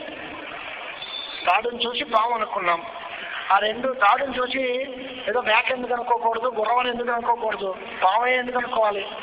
అంటే అది మెలికలు తిరిగి ఉంది, సన్నగా ఉంది, పొడుగ్గా ఉంది. తాడు అలాగే ఉంది, పాము కూడా అలాగే ఉంటుంది. ఆకార సామ్యాన్ని బట్టి ఇది అది ఏ మూలను పొరపాటు పడడానికి తగిన అవకాశం ఉంది. అంటే నేను తాడును చూసి ఏరు కొనుక్కున్నాను, తాడును చూసి గుర్రం అనుకున్నాను అని ఎవరు అన్న కదా. సాజాత్యం ఉండాలి. పైగా పూర్వం తాడు పాము రెండూ మీకు తెలిసి ఉండాలి. పాము ఇలా ఉంటుంది అనిపించడానికి తగిన పూర్వ వాసన ఉంటే ఇది పాము అనుకుంటారు. తాడును చూసి నేను ఏదో ఎప్పుడూ నేను చూడనిది, అసలు వస్తువే తెలియనిది అయిన వస్తువుని అది అనుకున్నాను అంటే ఆ వస్తువు ఎలా ఉంటుందో చెప్పండి, తెలియదు. అంచేత పూర్వ అనుభూతమైన వస్తువు, ఆ వస్తువు యొక్క పోలిక, ఆ వస్తువు యొక్క నిజమైన స్పష్టమైన జ్ఞానం లేకపోవడం, ఆ వస్తువు ఏమో అన్నట్టుగా తగినటువంటి ఒక సాధారణ జ్ఞానం, ఇలాంటివన్నీ ఉంటే రజ్జు సర్పభ్రాంతి కలుగుతుంది. ఈ జగద్భ్రాంతి దగ్గరకు వచ్చేసరికి ఇలాంటివి ఏమీ నీ దగ్గర లేవు. మొట్టమొదటి బాధ ఏంటి? బంధ సామగ్రి ఏంటి అని అంటే, ఎక్కడైనా ఒక చోట పాము ప్రసిద్ధం అయితే ఈ తాడును చూసి పాము అనుకోవాలి. ఈ జగత్తు బ్రహ్మ కంటే వేరేగా ఎక్కడ ప్రసిద్ధమైంది? అన్యత్ర ప్రసిద్ధస్య అన్యత్ర ఆరోప అని ఒక నియమం. మరొక చోట ఎక్కడైనా ఉంటే ఆ వస్తువుని ఇక్కడ మనం కల్పిస్తాం. ఈ కల్పింపబడే వస్తువు ఎక్కడో ఒక చోట నిజమైన ఉనికిని పొందాలి. కానీ ఈ జగత్తు ఎక్కడ ఉనికింది? బ్రహ్మ యందు కల్పితం అంటున్నాం. బ్రహ్మ కంటే వేరేగా వస్తువు ఏదైనా ఉండి అక్కడ ఈ జగత్తు ఉంటే అప్పుడు ఈ జగత్తు కల్పితం ఇక్కడ అనొచ్చు. ఎక్కడుంది? బ్రహ్మాతిరిక్త వస్తువే లేదంటున్నావు నువ్వు. బ్రహ్మ కంటే వేరే చోట జగత్తు ప్రసిద్ధము అని చెప్పడం కుదరదు ఒక మాట. రెండోది ప్రమాత్ర దోషం ఏంటి అని అంటే అది కూడా గొప్పే. ఈ బంధ అధ్యాస కంటే ముందు ప్రమాత వేరేగా ఉండి వాడికి దోషాలు ఉంటే అప్పుడు జగత్తు కల్పించబడిందని. తాడును చూసి పాము ఎక్కునే పెద్ద మనిషి ఈ భ్రాంతి కంటే ముందు వాడు ఉన్నాడు. వాడికి ఏదో చిన్న దోషం వచ్చింది, ఓ చీకటి వచ్చింది, ఓ పోలికి తెలిసింది, అప్పుడు ఈ పొరపాటు పడ్డాడు. అలాగా ఈ జగద్భ్రాంతిని పొందే వ్యక్తి జగత్తు కంటే ముందుగా ఉండి వాడికి కొన్ని దోషాలు ఉన్నాయని, ఆ దోషాల వల్ల ఈ భ్రాంతి వచ్చిందని ఉపవాదం చేయాలి. వ్యవస్థ కుదురుకున్నా ఎక్కడైనా జగత్తు కంటే ముందు ఏ మనిషి ఉన్నాడు? బ్రహ్మయందు జగత్తు కల్పింపబడింది అంటే జగత్తు కంటే అందరికంటే ముందు ఎవడూ లేడు కనుక ప్రమాతకి దోషాలు లేవు. అప్పుడు ప్రమాణాలు లేవు కాబట్టి ప్రమాణ దోషం లేదు. బంధాధ్య అధిష్టాన విశేషాంశం తెలియదు అన్నారు. అది కూడా కుదరదు. బంధాధిష్టానమైన బ్రహ్మ స్వప్రకాశ రూపమైన పరబ్రహ్మం, అది తెలియదు. ఎలాగా? తాడుని చూసి తాము అనుకుంటే తాడు తెలియలేదు కాబట్టి తాము అనుకున్నాను అని భ్రాంతి చెబుతావు. బ్రహ్మ తెలియలేదు అనడానికి ఎలా కుదురుతుంది? బ్రహ్మ స్వయం ప్రకాశం, ఎప్పుడూ వెలుగొందుతూనే ఉంటుంది. దానికి చీకటి అనే మాట ఏంటి? దాన్ని ఆపగలిగినటువంటి శక్తి ఎవరికి ఉంది? లేదు కదా. స్వయం ప్రకాశమైన బ్రహ్మ సాక్షాత్ అపరోక్షాత్ బ్రహ్మ, సాక్షాత్తు అపరోక్షమైనది, సర్వప్రత్యక్ష వేద్యమైనది. నేను కాదు అని ఎవరైనా అంటామని మనం? అందరికీ ప్రత్యక్షం నేను అనే విషయం. అంచేత అందరికీ ప్రత్యక్ష సిద్ధమైన వస్తువు నాకు తెలియలేదండి అని ఎలా అంటాం? అంచేత బ్రహ్మ అధిష్టానం తెలియలేదు అనే మాట తప్పు అనేటువంటి ఆక్షేపణలు చేసి అధ్యాసం కుదరదు. అధ్యాసం కుదరకపోతే బంధం లేదు, బంధం లేకపోతే బంధ నివృత్తి అనే ప్రయోజనం కుదరదు. కాబట్టి ఈ శాస్త్రం అక్కర్లేదు, ఈ పుస్తకం అక్కర్లేదు. ఇది వాళ్ళ ఆక్షేపం. ఇప్పుడు మనం దాన్ని తిరగతోడాలి. అంటే బంధము కుదురుతుంది, అధ్యాసము ఉంటుంది. అధ్యాసకి కారణం ఏంటి అని అంటే పూర్వానుభూత సంస్కారం అయ్యా. పూర్వానుభూతమైన వస్తువు అన్యత్ర ప్రసిద్ధం కావాలని నియమం లేదు. ఉన్నది కానీ లేనిది కానీ అనుభవించినట్టుగా ఉండి దానివల్ల కలిగే సంస్కారం ఉంటే మనకి భ్రాంతి కలుగుతుంది. దానిలో సందేహం అక్కర్లేదు. మనకి భ్రాంతిలో కల్పించే వస్తువు వేరే చోట ప్రసిద్ధం కావాలనే నియమం లేదు. సజాతీయ వ్యవహారం. సజాతీయ వ్యవహారం అంటే ఏమిటి? ఈ రజ్జు సర్పం ఉంది, దీని యందు ఒకటి అధిష్టానము, ఒకటి ఆరోప్యము. ఈ రెండింటి లాంటిదే బ్రహ్మ జగత్తు. దీని లాంటి పోలిక ఉంది కనుక సజాతీయమైనటువంటి పోలికను బట్టి ఇక్కడ కూడా భ్రాంతిని ఉపపాదనం చేయొచ్చు. బంధ సామగ్రులన్నీ కూడా ఉన్నాయి, అధ్యాస సామగ్రులన్నీ ఉన్నాయి. కొంచెం లోతుగా ఉందనుకోండి, చెప్తే తెలుస్తుందా కష్టంగా ఉంటుందేమో అనే ఉద్దేశంతో నేను అధ్యాస సామగ్రి ఉపపాదన చేయట్లా. అహమితి తావత్ ప్రథమోధ్యాస అని ముందు దేహాధ్యాస, తర్వాత ఇంద్రియాధ్యాస, తర్వాత విషయాధ్యాస. ఈ అధ్యాస పరంపరలో కార్యాధ్యాసకి కారణాధ్యాసలు కారణాలు అంటారు. అవి చెప్తే రోగం తలకు చుట్టినట్టుగా ఉంటుంది. అంటే నేను దాని గురించి వెళ్తలే, కానీ అధ్యాస ఉంది.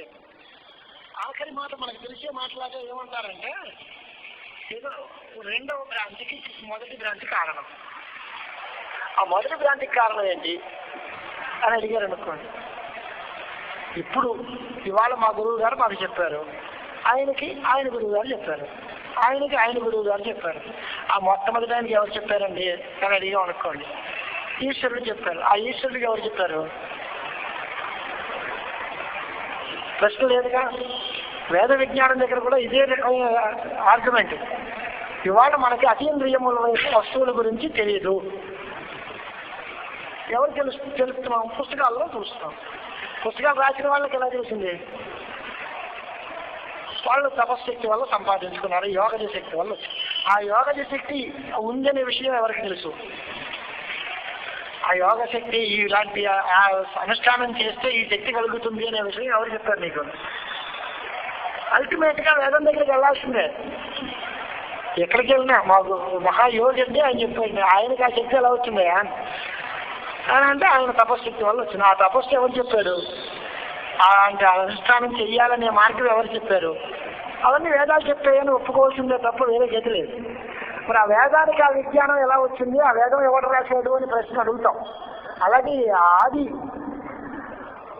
ప్రవక్త మొట్టమొదటి వాడు అనేటువంటి ఎవరు అంటున్నామో అక్కడే క్వశ్చన్ చేసి వాడికి విజ్ఞానం ఎలా వచ్చింది, అది కారణము అంటే దానికి కారణం ఏంటి అని అడిగితే అక్కడ ఒక చిన్న ఎస్కేపిజం వేదాంత సిద్ధాంతంలో చిన్న తప్పుకునేటువంటి మార్గం చూపించి షడస్మాకం అనాదయ అని తీర్మానం చేసేసారు. 6 వస్తువుల్ని మేము అనాథులుగా స్వీకరిస్తాం. జీవుడు, ఈశ్వరుడు, శుద్ధ చైతన్యము, వాటికి ఉండే భేదము, అవిద్య, అవిద్యా తచ్చితోర్ యోగ, జీవ ఈశో విశుద్ధాచిత్ తథా జీవేశయోర్భిద అవిద్య తచ్చితోర్ యోగ షడస్మాకం అనాదయ అని మేము ఈ అనాథులుగా అంగీకరించేస్తాం. అనాథులైతే పోవాండి ఆ మాట ఇవ్వడం లేదు. అనాది అన్నామే తప్ప నాశం లేదనలే. జ్ఞానం కలిగితే ఇవన్నీ పోతాయి.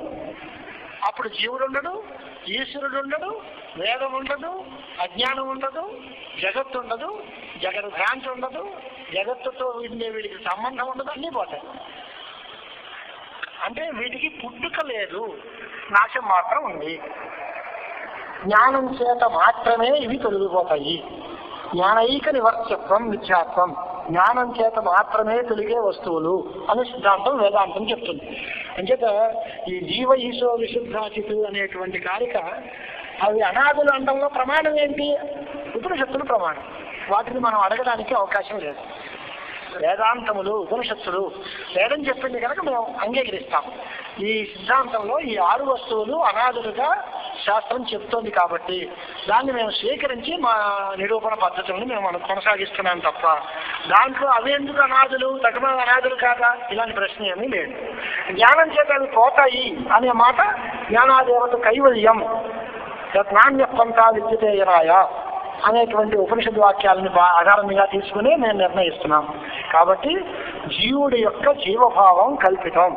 నేను జీవుణ్ణి అనుకుంటే బంధం, నేను జీవుణ్ణి కాదు నేను బ్రహ్మమునై ఉన్నాను అనుకుంటే మోక్షం.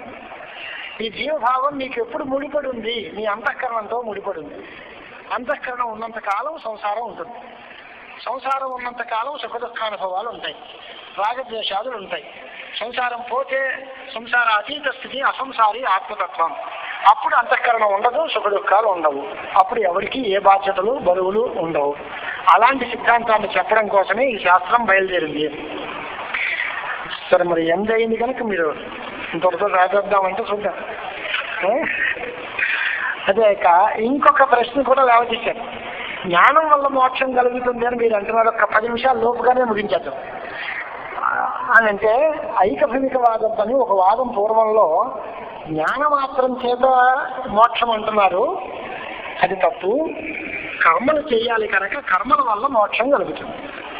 కర్మలు నిత్య కర్మలు, నైమిత్తిక కర్మలు, కామ్య కర్మలు, ప్రాయశ్చిత్త కర్మలు అని రకరకాలుగా ఉన్నాయి. ఇప్పుడు వీడు మోక్షం కావాలనే పెద్ద మనిషి ఏం చేయాలి అంటే నిత్య నైమిత్తికేనైవ కుర్వాణో దురితక్షయం అంటే నిత్య కర్మలు, నైమిత్తిక కర్మలు తప్పనిసరిగా చేస్తూ ఉండాలి. అలా చేయడం వల్ల వీడికి పాపం రాదు. కామ్య కర్మలు వదిలేయాలి. కామ్య కర్మలు చేయడం మానేయడం వల్ల పుణ్య ఫలాలు కూడా అడ్డంగా ఉండవు. కాబట్టి పుణ్యం లేదు, పాపం లేదు. ప్రాయశ్చిత్త కర్మలు చేసుకుని గతంలో చేసినటువంటి పాపాలను తొలగించుకున్నాడు. ఇప్పుడు వీడికి ముక్తి కలిగిపోయింది అని కర్మాచరణం వల్లే మోక్షం సాధ్యమవుతుంది అనేది ఒక మీమాంసక సంప్రదాయం. వాళ్ళు కర్మభ్యో ముక్తిరిష్ట అని మండల మిశ్రాదులు, కుమారుల భట్టపాదులు, ప్రభాకర గురువులు, మురారి మిశ్రులు ఇలాంటి వాళ్ళందరూ కలిసి ఈ వాదాలను లేవదీశారు. జ్ఞానం అనే మాట అక్కర్లేదు, జ్ఞానం వరకు ఆగక్కర్లేదు, మన పనులు మనం చేసుకుంటూ ఉండాలి. నిత్యకర్మ మానేస్తే పాపం వస్తుంది కాబట్టి నిత్యకర్మ మానకూడదు. నైమిత్తిక కర్మలను కూడా మానకూడదు, అప్పుడు దురిత క్షయం అయిపోతుంది. కాబట్టి పాప ఫలంగా వచ్చే జన్మలు రావు.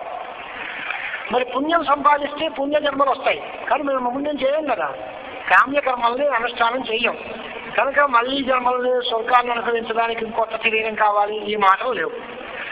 గతంలో చేసిన తప్పులు ఉన్నాయి కదా, వాటి మాట ఏంటి, ప్రాయశ్చిత్తం చేసుకుని అవన్నీ పోగొట్టుకున్నాం, వాటి వల్ల అది ఫలితాన్ని ఇవ్వదు.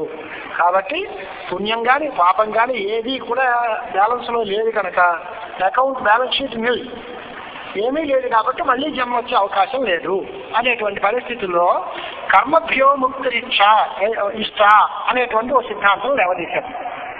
అది తప్పు. ముముక్షువైన వాడు కూడా కర్మలు చెయ్యాలి. ముముక్షువాడు నిత్య నైమిత్తిక కర్మల్ని చెయ్యాలి, కామ్య కర్మల్ని మానాలి, ప్రాయశ్చిత్త కర్మల్ని చెయ్యాలి. కానీ వాడి సంచిత కర్మ ఫలహేతు కాదు అనేటువంటి సిద్ధాంతాలు మనకు చెప్తున్నాం. ఇప్పుడు ముముక్షు అంటే మోక్షం కావాలనుకునేటువంటి వాడు వీడు ఏం పని చేయాలి అంటే అన్ని పనులు మానేయాలి అని లోక వ్యవహారాలు. మోక్షం కావాలి అనుకున్నవాడు జ్ఞానం తప్ప అన్ని పనులు మానేయాలి, చాలా పొరపాటు. వాడు నిత్య నైమిత్తిక కర్మల్ని మానకూడదు, కామ్య కర్మలు చేయకూడదు, ప్రాయశ్చిత్త కర్మల్ని చెయ్యాలి. ఎందుకు అంటే అన్ని పనులు సంచితములైన కర్మలన్నీ ఉన్నాయి, వాటిని అన్నిటినీ పోగొట్టుకోవాలి. అవన్నీ కలిసి ఒక జన్మనే ఇస్తాయా అనేక జన్మలు ఇస్తాయా అనే దగ్గర మనం చెప్పలేము. కాబట్టి ఈ జన్మకే కాకుండా ఇతర జన్మలకి కారణమైనటువంటివన్నీ కూడా ఉంటాయి. కాబట్టి వాటిని అన్నింటినీ తొలగించుకోవడానికి వాడు ఈ కర్మాచరణం చేస్తూనే ఉండాలి. నిత్య కర్మలు నైమిత్తిక కర్మలు చేయడం వల్ల దురితములు పోతాయి కాబట్టి వేరే జన్మను పొందే అవకాశం లేదు అనేది పూర్వపక్షులు చెప్పారు. సంక్షిప్తంగా దీనికి సమాధానాలు చెప్పి మనం వదిలేసుకుందాం. ఇప్పుడు అంటే వాళ్ళ పూర్వపక్షాలకు మొత్తం అభిప్రాయం ఏమిటి అంటే ఈ శాస్త్రానికి బంధ నివృత్తి ప్రయోజనం అంటున్నారు మీరు. బంధ నివృత్తి అనేది కుదరదు, బంధం నిజమైతే పోదు, లేకపోతే పోక్కర్లేదు, బంధము సత్యము అది జ్ఞానం చేత పోదు అని కదా మీ ఆక్షేపం. దానికి సమాధానం ఇంచుమించులో మనం అనుకున్నాం. బంధం కల్పితం, బంధం మిథ్యాభూతం, సత్యమైనటువంటి బ్రహ్మ వస్తువు యందు అధ్యాస చేత ఈ బంధం అంతా జగద్భ్రాంతి కల్పింపబడింది. కాబట్టి సత్య వస్తువు తెలిస్తే ఈ భ్రాంతి తొలగిపోతుంది కనుక కారణమైనటువంటి బ్రహ్మ వస్తువుని తెలుసుకోవటం వల్ల ఈ జగద్భ్రాంతి పోతుంది అనేటువంటి మాట చెప్పాం. సంస్కారం పూర్వజన్మ ఆహిత సంస్కారము అంటారు, అది చాలా గొప్ప మాట. సిద్ధాంతం తెలియకపోవడం వల్ల ఈ రకమైన పూర్వపక్షాలు చేశారు. కానీ సిద్ధాంతం మిథ్యార్థ అనుభవజన్య సంస్కార అధ్యాస హేతు నా ప్రమాహిత సంస్కార. టెక్నికల్ గా అనుభవం వల్ల కలిగిన సంస్కారము అధ్యాసకు కారణం, అంతేగాని ఆ అనుభవం యథార్థమైన అనుభవమే కావాలి అనే నియమం లేదు. భ్రాంతి వల్ల కలిగిన సంస్కారం కూడా అధ్యాసకు కారణం అవుతుంది. నిజమైన జ్ఞానం వల్ల కలిగిన సంస్కారమే అధ్యాసకు కారణం అవుతుంది అని మీరు పొరపడి ఈ రకమైన ప్రశ్న చేశారు. అలా కాదు, ప్రమాహిత సంస్కారము అనే మాట మాత్రమే కాదు, జ్ఞానం అనుభవం, అది యథార్థం కావచ్చు లేదా అయథార్థం కావచ్చు. అలాంటి జ్ఞానాల వల్ల కలిగిన సంస్కారం కూడా మనకి ఇంద్రజాలికుడు దృష్టాంతంతో లేదా ఆమ్రవృక్ష దృష్టాంతంతో మనకు ఉదాహరణ చేశారు. ఒకడు ఓ మామిడి చెట్టు తెలియదు చివరికి, అసలు ఎప్పుడు మామిడి చెట్టు ఎలా ఉంటుందో చూడలేదు ఒక కుర్రాడు. ఏదో ఇంకేదో వస్తువు మధుక వృక్షం అన్నారు, అది చూశాడు. చూసి దీన్ని ఆమ్రవృక్షం అనుకున్నాడు, ఈ మామిడి చెట్టు అనుకున్నాడు. కొంత దూరం పోయిన తర్వాత ఇంకొక మధుక వృక్షం కనపడింది. దాన్ని చూసి మళ్ళీ ఆమ్రవృక్షం ఇదే అన్నాడు. ఇప్పుడు నీకేంటిది? ఇందాక కలిగింది భ్రాంతి, ఇప్పుడు మళ్ళీ ఇంకో వృక్షాన్ని చూసి మళ్ళీ మామిడి చెట్టు భ్రాంతి కలుగుతాం. ఈ భ్రాంతికి కారణం మొదట కలిగిన భ్రాంతి. అది నిజమైతేనే ఈ భ్రాంతి కలుగుతుందని నియమం లేదయా, మొదట్లోనూ పొరపాటే. ఆ పొరపాటు కంటిన్యూ అయిపోయి మొదటి అజ్ఞానం వల్ల రెండో అజ్ఞానం, దానివల్ల మూడో అజ్ఞానం కలిగింది. అధ్యాస వల్ల అధ్యాస, అధ్యాస వల్ల అధ్యాస, అలా పెరిగిపోతుంది. దీనికి అంతటికీ నిజంగా వస్తువు తెలుసుకోవడం ఒకటే పరిష్కారం. అలాంటి నిజమైన వస్తువులు తెలుసుకోవడం వేదాంతాల వల్లే సాధ్యము అనేటువంటి మాట. కారణాధ్యాస అనేటువంటి మాట మనకు బాగా అవసరమైన మాట. అంతఃకరణం, దాని యందు ఒక వృత్తి అనేటువంటిది కలుగుతుంది. వృత్తి అంటే జ్ఞానం అన్నమాట. మనం అనుకోలేదు. వేదాంతానికి మన వ్యవహారానికి చిన్న తేడా ఏంటంటే, మనం లోకంలో దేన్ని జ్ఞానము అని పిలుస్తామో దాన్ని వేదాంతులు వృత్తి అంటారు. మనం దేన్ని ఆత్మ అని అంటామో దాన్ని వాళ్ళ జ్ఞానం అంటారు. తేడా, టెక్నికల్ గా తేడా. జ్ఞానము అంటే స్వరూప జ్ఞానం, ఆత్మస్వరూపం జ్ఞానం. దానికి కలిగేటువంటి అంతఃకరణ ముందు కలిగే జ్ఞానానికి అంతఃకరణ వృత్తి అని పేరు. ఈ వృత్యారూఢ చైతన్యమే విశేషము. అందరికీ సామాన్యంగా తెలియాలి, విశేషంగా తెలియకూడదు అన్నారు కదా. అది లోక వ్యవహారం, అందరికీ తెలుసయ్యా. నేను అంటున్నాడు. నేను అని సామాన్యంగా అందరికీ తెలుసు, కానీ నేనంటే ఏమిటి? సర్వజ్ఞమైన పరమాత్మ స్వరూపము అనే విశేషం తెలియదు. నేను భ్రాంతి పడి నేను క్షత్రియుణ్ణి, నేను బ్రాహ్మణ్ణి, నేను కుర్రాన్ని, నేను అధ్యాపకుణ్ణి అంటున్నాడు. ఆ రెండో అంశం భ్రాంతి, మొదటి అంశం నిజం. అంటే వీడికి దేని గురించి తెలుసా తెలియదా అంటే సగం తెలుసు, సగం తెలియదు. సామాన్యంగా తెలుసు, నిర్ధారణగా ఇతిమిత్తంగా తెలియదు అని చెప్పాలి. కాబట్టి అధ్యాస కుదురుతుంది అనేటువంటి మాట మనకి ఖాయంగా తెలుస్తుంది. ఇక కర్మల వల్ల మోక్షం వస్తుంది అని సిద్ధాంతం చెప్పారు కదా. అక్కడ మీ పొరపాటు ఏంటంటే, సాధారణంగా ఉండేటువంటి పౌరాణిక పరంపర నిత్య కామ్య కర్మలకి, నిత్య నైమిత్తిక కర్మలకి ఫలం లేదు, అక్కడనే ప్రత్యవాయ పరిహారం అనేది పూర్వమీమాంసా సిద్ధాంతం. కానీ వేదాంత సిద్ధాంతంలో నిత్య నైమిత్తిక కర్మలకి కూడా ఫలం ఉంది, స్వర్గ ఫలం అంగీకరిస్తాం. జ్ఞానం తప్ప కర్మల వల్ల మోక్షము అనేటువంటి అభిప్రాయాన్ని మేము ఒప్పుకోము. నిత్య నైమిత్తికాలే చేస్తున్నాడు అంటే దానివల్ల కూడా స్వర్గ ఫలం వస్తుంది. నిత్య నైమిత్తిక కర్మలకి ఫలం లేదు అంటే నిత్య కర్మలు నైమిత్తిక కర్మలు చెయ్యమని చెప్పేటువంటి వేదవాక్యాలు అప్రమాణం అయిపోతాయి. ఫలం లేని వాక్యాలని, నిష్ఫలమైన కర్మను చేయమని ఎవరు చెప్తారు? ఫలం లేని పని చేయమని కాదు కదా. ఏదో ఒక ఫలం ఉంది. పాపం వస్తుంది అని అంటే అభావాత్ భావోత్పత్తి అంగీకారం చేయాలి. అది చాలా పొరపాటు. ఏమిటి? నిత్య కర్మలు చెయ్యకపోతే పాపం పుడుతుంది అంటున్నాం. నిత్య కర్మలు చెయ్యకపోవడం అనేది ఒక అభావం. దీనివల్ల పాపము అనేటువంటి వస్తువు పుడుతుంది అన్నారు. అభావాత్ భావోత్పత్తి అనేది సిద్ధాంత సమ్మతం కాదు. లేకపోవడం నుంచి వస్తువు పుట్టడం ఎలాగయా? ఓ వస్తువులోంచి వస్తువు పుడుతుంది, ఓ పనిలోంచి ఇంకో పని రావచ్చు. అందుకని లేకపోవడంలోంచి శూన్యవాదం వస్తుంది. అభావాత్ భావోత్పత్తి అనేటువంటిది మేము అంగీకరించాం. కాబట్టి అనుష్ఠానం లేకపోతే, అంటే నిత్య నైమిత్తిక కర్మలు మానేస్తే పాపం వస్తుంది అనే మాట తప్పు. నిత్య నైమిత్తికాలు చేస్తే స్వర్గం వస్తుంది అనే మాటే చెప్పాలి. నా సతో విద్యతే భావో నాభావో విద్యతే సత అనే భగవద్వచనానికి కూడా ఇదే అర్థము అనేటువంటి మాట చెప్పారు. ప్రాయశ్చిత్తం పనులు చేశాము, ప్రాయశ్చిత్త కర్మలను ఆచరించాము అంటే దానివల్ల కొన్ని పాపాలు పోతాయే తప్ప అఖిల సంచిత పాప క్షయం పోతుంది అనే మాట చెప్పలేము. ఇవాళ చిన్న ప్రాయశ్చిత్తం చేశాం, చేస్తే ఎన్ని వేల లక్షల జన్మల్లో మనం చేసిన పాపాలన్నీ పోయాయని ఎలా అంటామయ్యా? అన్ని సంచితమైన పాపాలని పోగొట్టే సామర్థ్యం ఈ చిన్న ప్రాయశ్చిత్తానికి ఉందా? అంచేత ప్రాయశ్చిత్తం వల్ల ఏదో కొంత పాపం పోతుంది అంతవరకే తప్ప సంచితమైన సమస్త పాపములు పోతాయి అని చెప్పడానికి సాహసం, అది కుదరదు. సమస్త పాపాలు పోవడం ఎలాగా? క్షీయంతే త్యాస్య కర్మాణి తస్మిన్ దృష్టే వరావరే విద్యతే హృదయ గ్రంథి ఛిద్యంతే సర్వ సంశయా క్షీయంతే త్యాస్య కర్మాణి తస్మిన్ దృష్టే వరావరే. అలాంటి ఆత్మస్వరూపం చూస్తేనే ఇవన్నీ పోతాయని చెప్పాలి తప్ప మామూలు ప్రాయశ్చిత్తాల వల్ల కూడా ఇది పోతాయనడం కుదరదు. పైగా జ్ఞానం తప్ప కర్మల వల్లే మోక్షం వస్తుంది అంటే మాట అయితే కర్మ ఫలం ఎలా వస్తుంది? కర్మ చేసాం, దానివల్ల ఫలం వచ్చింది, ఆ ఫలం ఎక్కడికి పోతుంది? ఆ ఫలానికి అనుభవించడానికి ఒక జన్మ కావాలి కదా, అది ఎక్కడికి పోతుంది? అంటే ఇవన్నీ ఫలాభిసంధి లేదు అంటే లేకపోతే పని ఎందుకు చేసావు నువ్వు? ఫలం కావాలి అనుకునేటప్పుడే పని చేసావు కదా, అంచేత అవేమీ కుదరవు. అంచేత రెండు పద్ధతులు వ్యవస్థ చేస్తాం మనం. ముముక్షువైన వాడు చేసిన పని, మామూలు వాడు చేసిన పని. మామూలు వాడు చేస్తే ఆ పనికి చెప్పిన ఫలం వస్తుంది. మోక్షం కావాలనుకున్న వాడు చేస్తే చిత్తశుద్ధి కలుగుతుంది. ఫలం లేదని అనకూడదు, ఫలం ఏమిటి? చిత్తశుద్ధి కలుగుతుంది.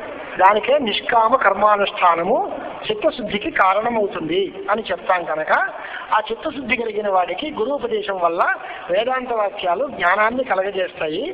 అవి చక్కని అజ్ఞానాన్ని తొలగిస్తుంది.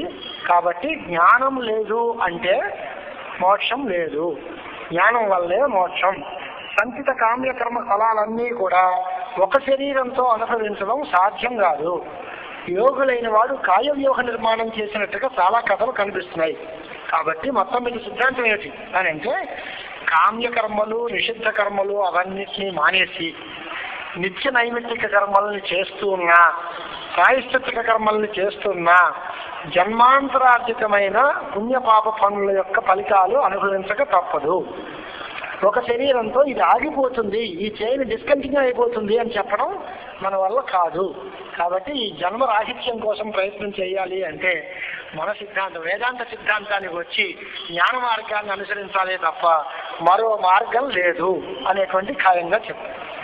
అలాగే సంబంధం కుదరదు అని అంటే ఎప్పుడైతే విషయం కుదిరింది, అధికారి కుదిరాడు అని ఎప్పుడైతే అన్నామో విషయంతో ప్రతిపాద్య భావం సంబంధం, అధికారితో ప్రాప్య భావం సంబంధం అనేటువంటి మాట స్పష్టంగా తేలిపోతుంది. కాబట్టి అనుబంధ చతుష్టయం కుదరదు. కాబట్టి గ్రంథం అక్కర్లేదు, శాస్త్రం అక్కర్లేదు అని మీరు చెప్పిన యుక్తులన్నీ చాలా దుర్బలమైన యుక్తులు, వాటికి ఏకీ నిలవడం లేదు. కాబట్టి జ్ఞానం వల్లే మోక్షం కలుగుతుంది, అనుబంధ చతుష్టయం ఉంది, ఈ గ్రంథం అందరూ చదవాల్సిందే అనేటువంటి తీర్మానం ద్వితీయ తరంగంలో స్పష్టంగా చెప్తుంది. శ్రీ సద్గురు శరణం.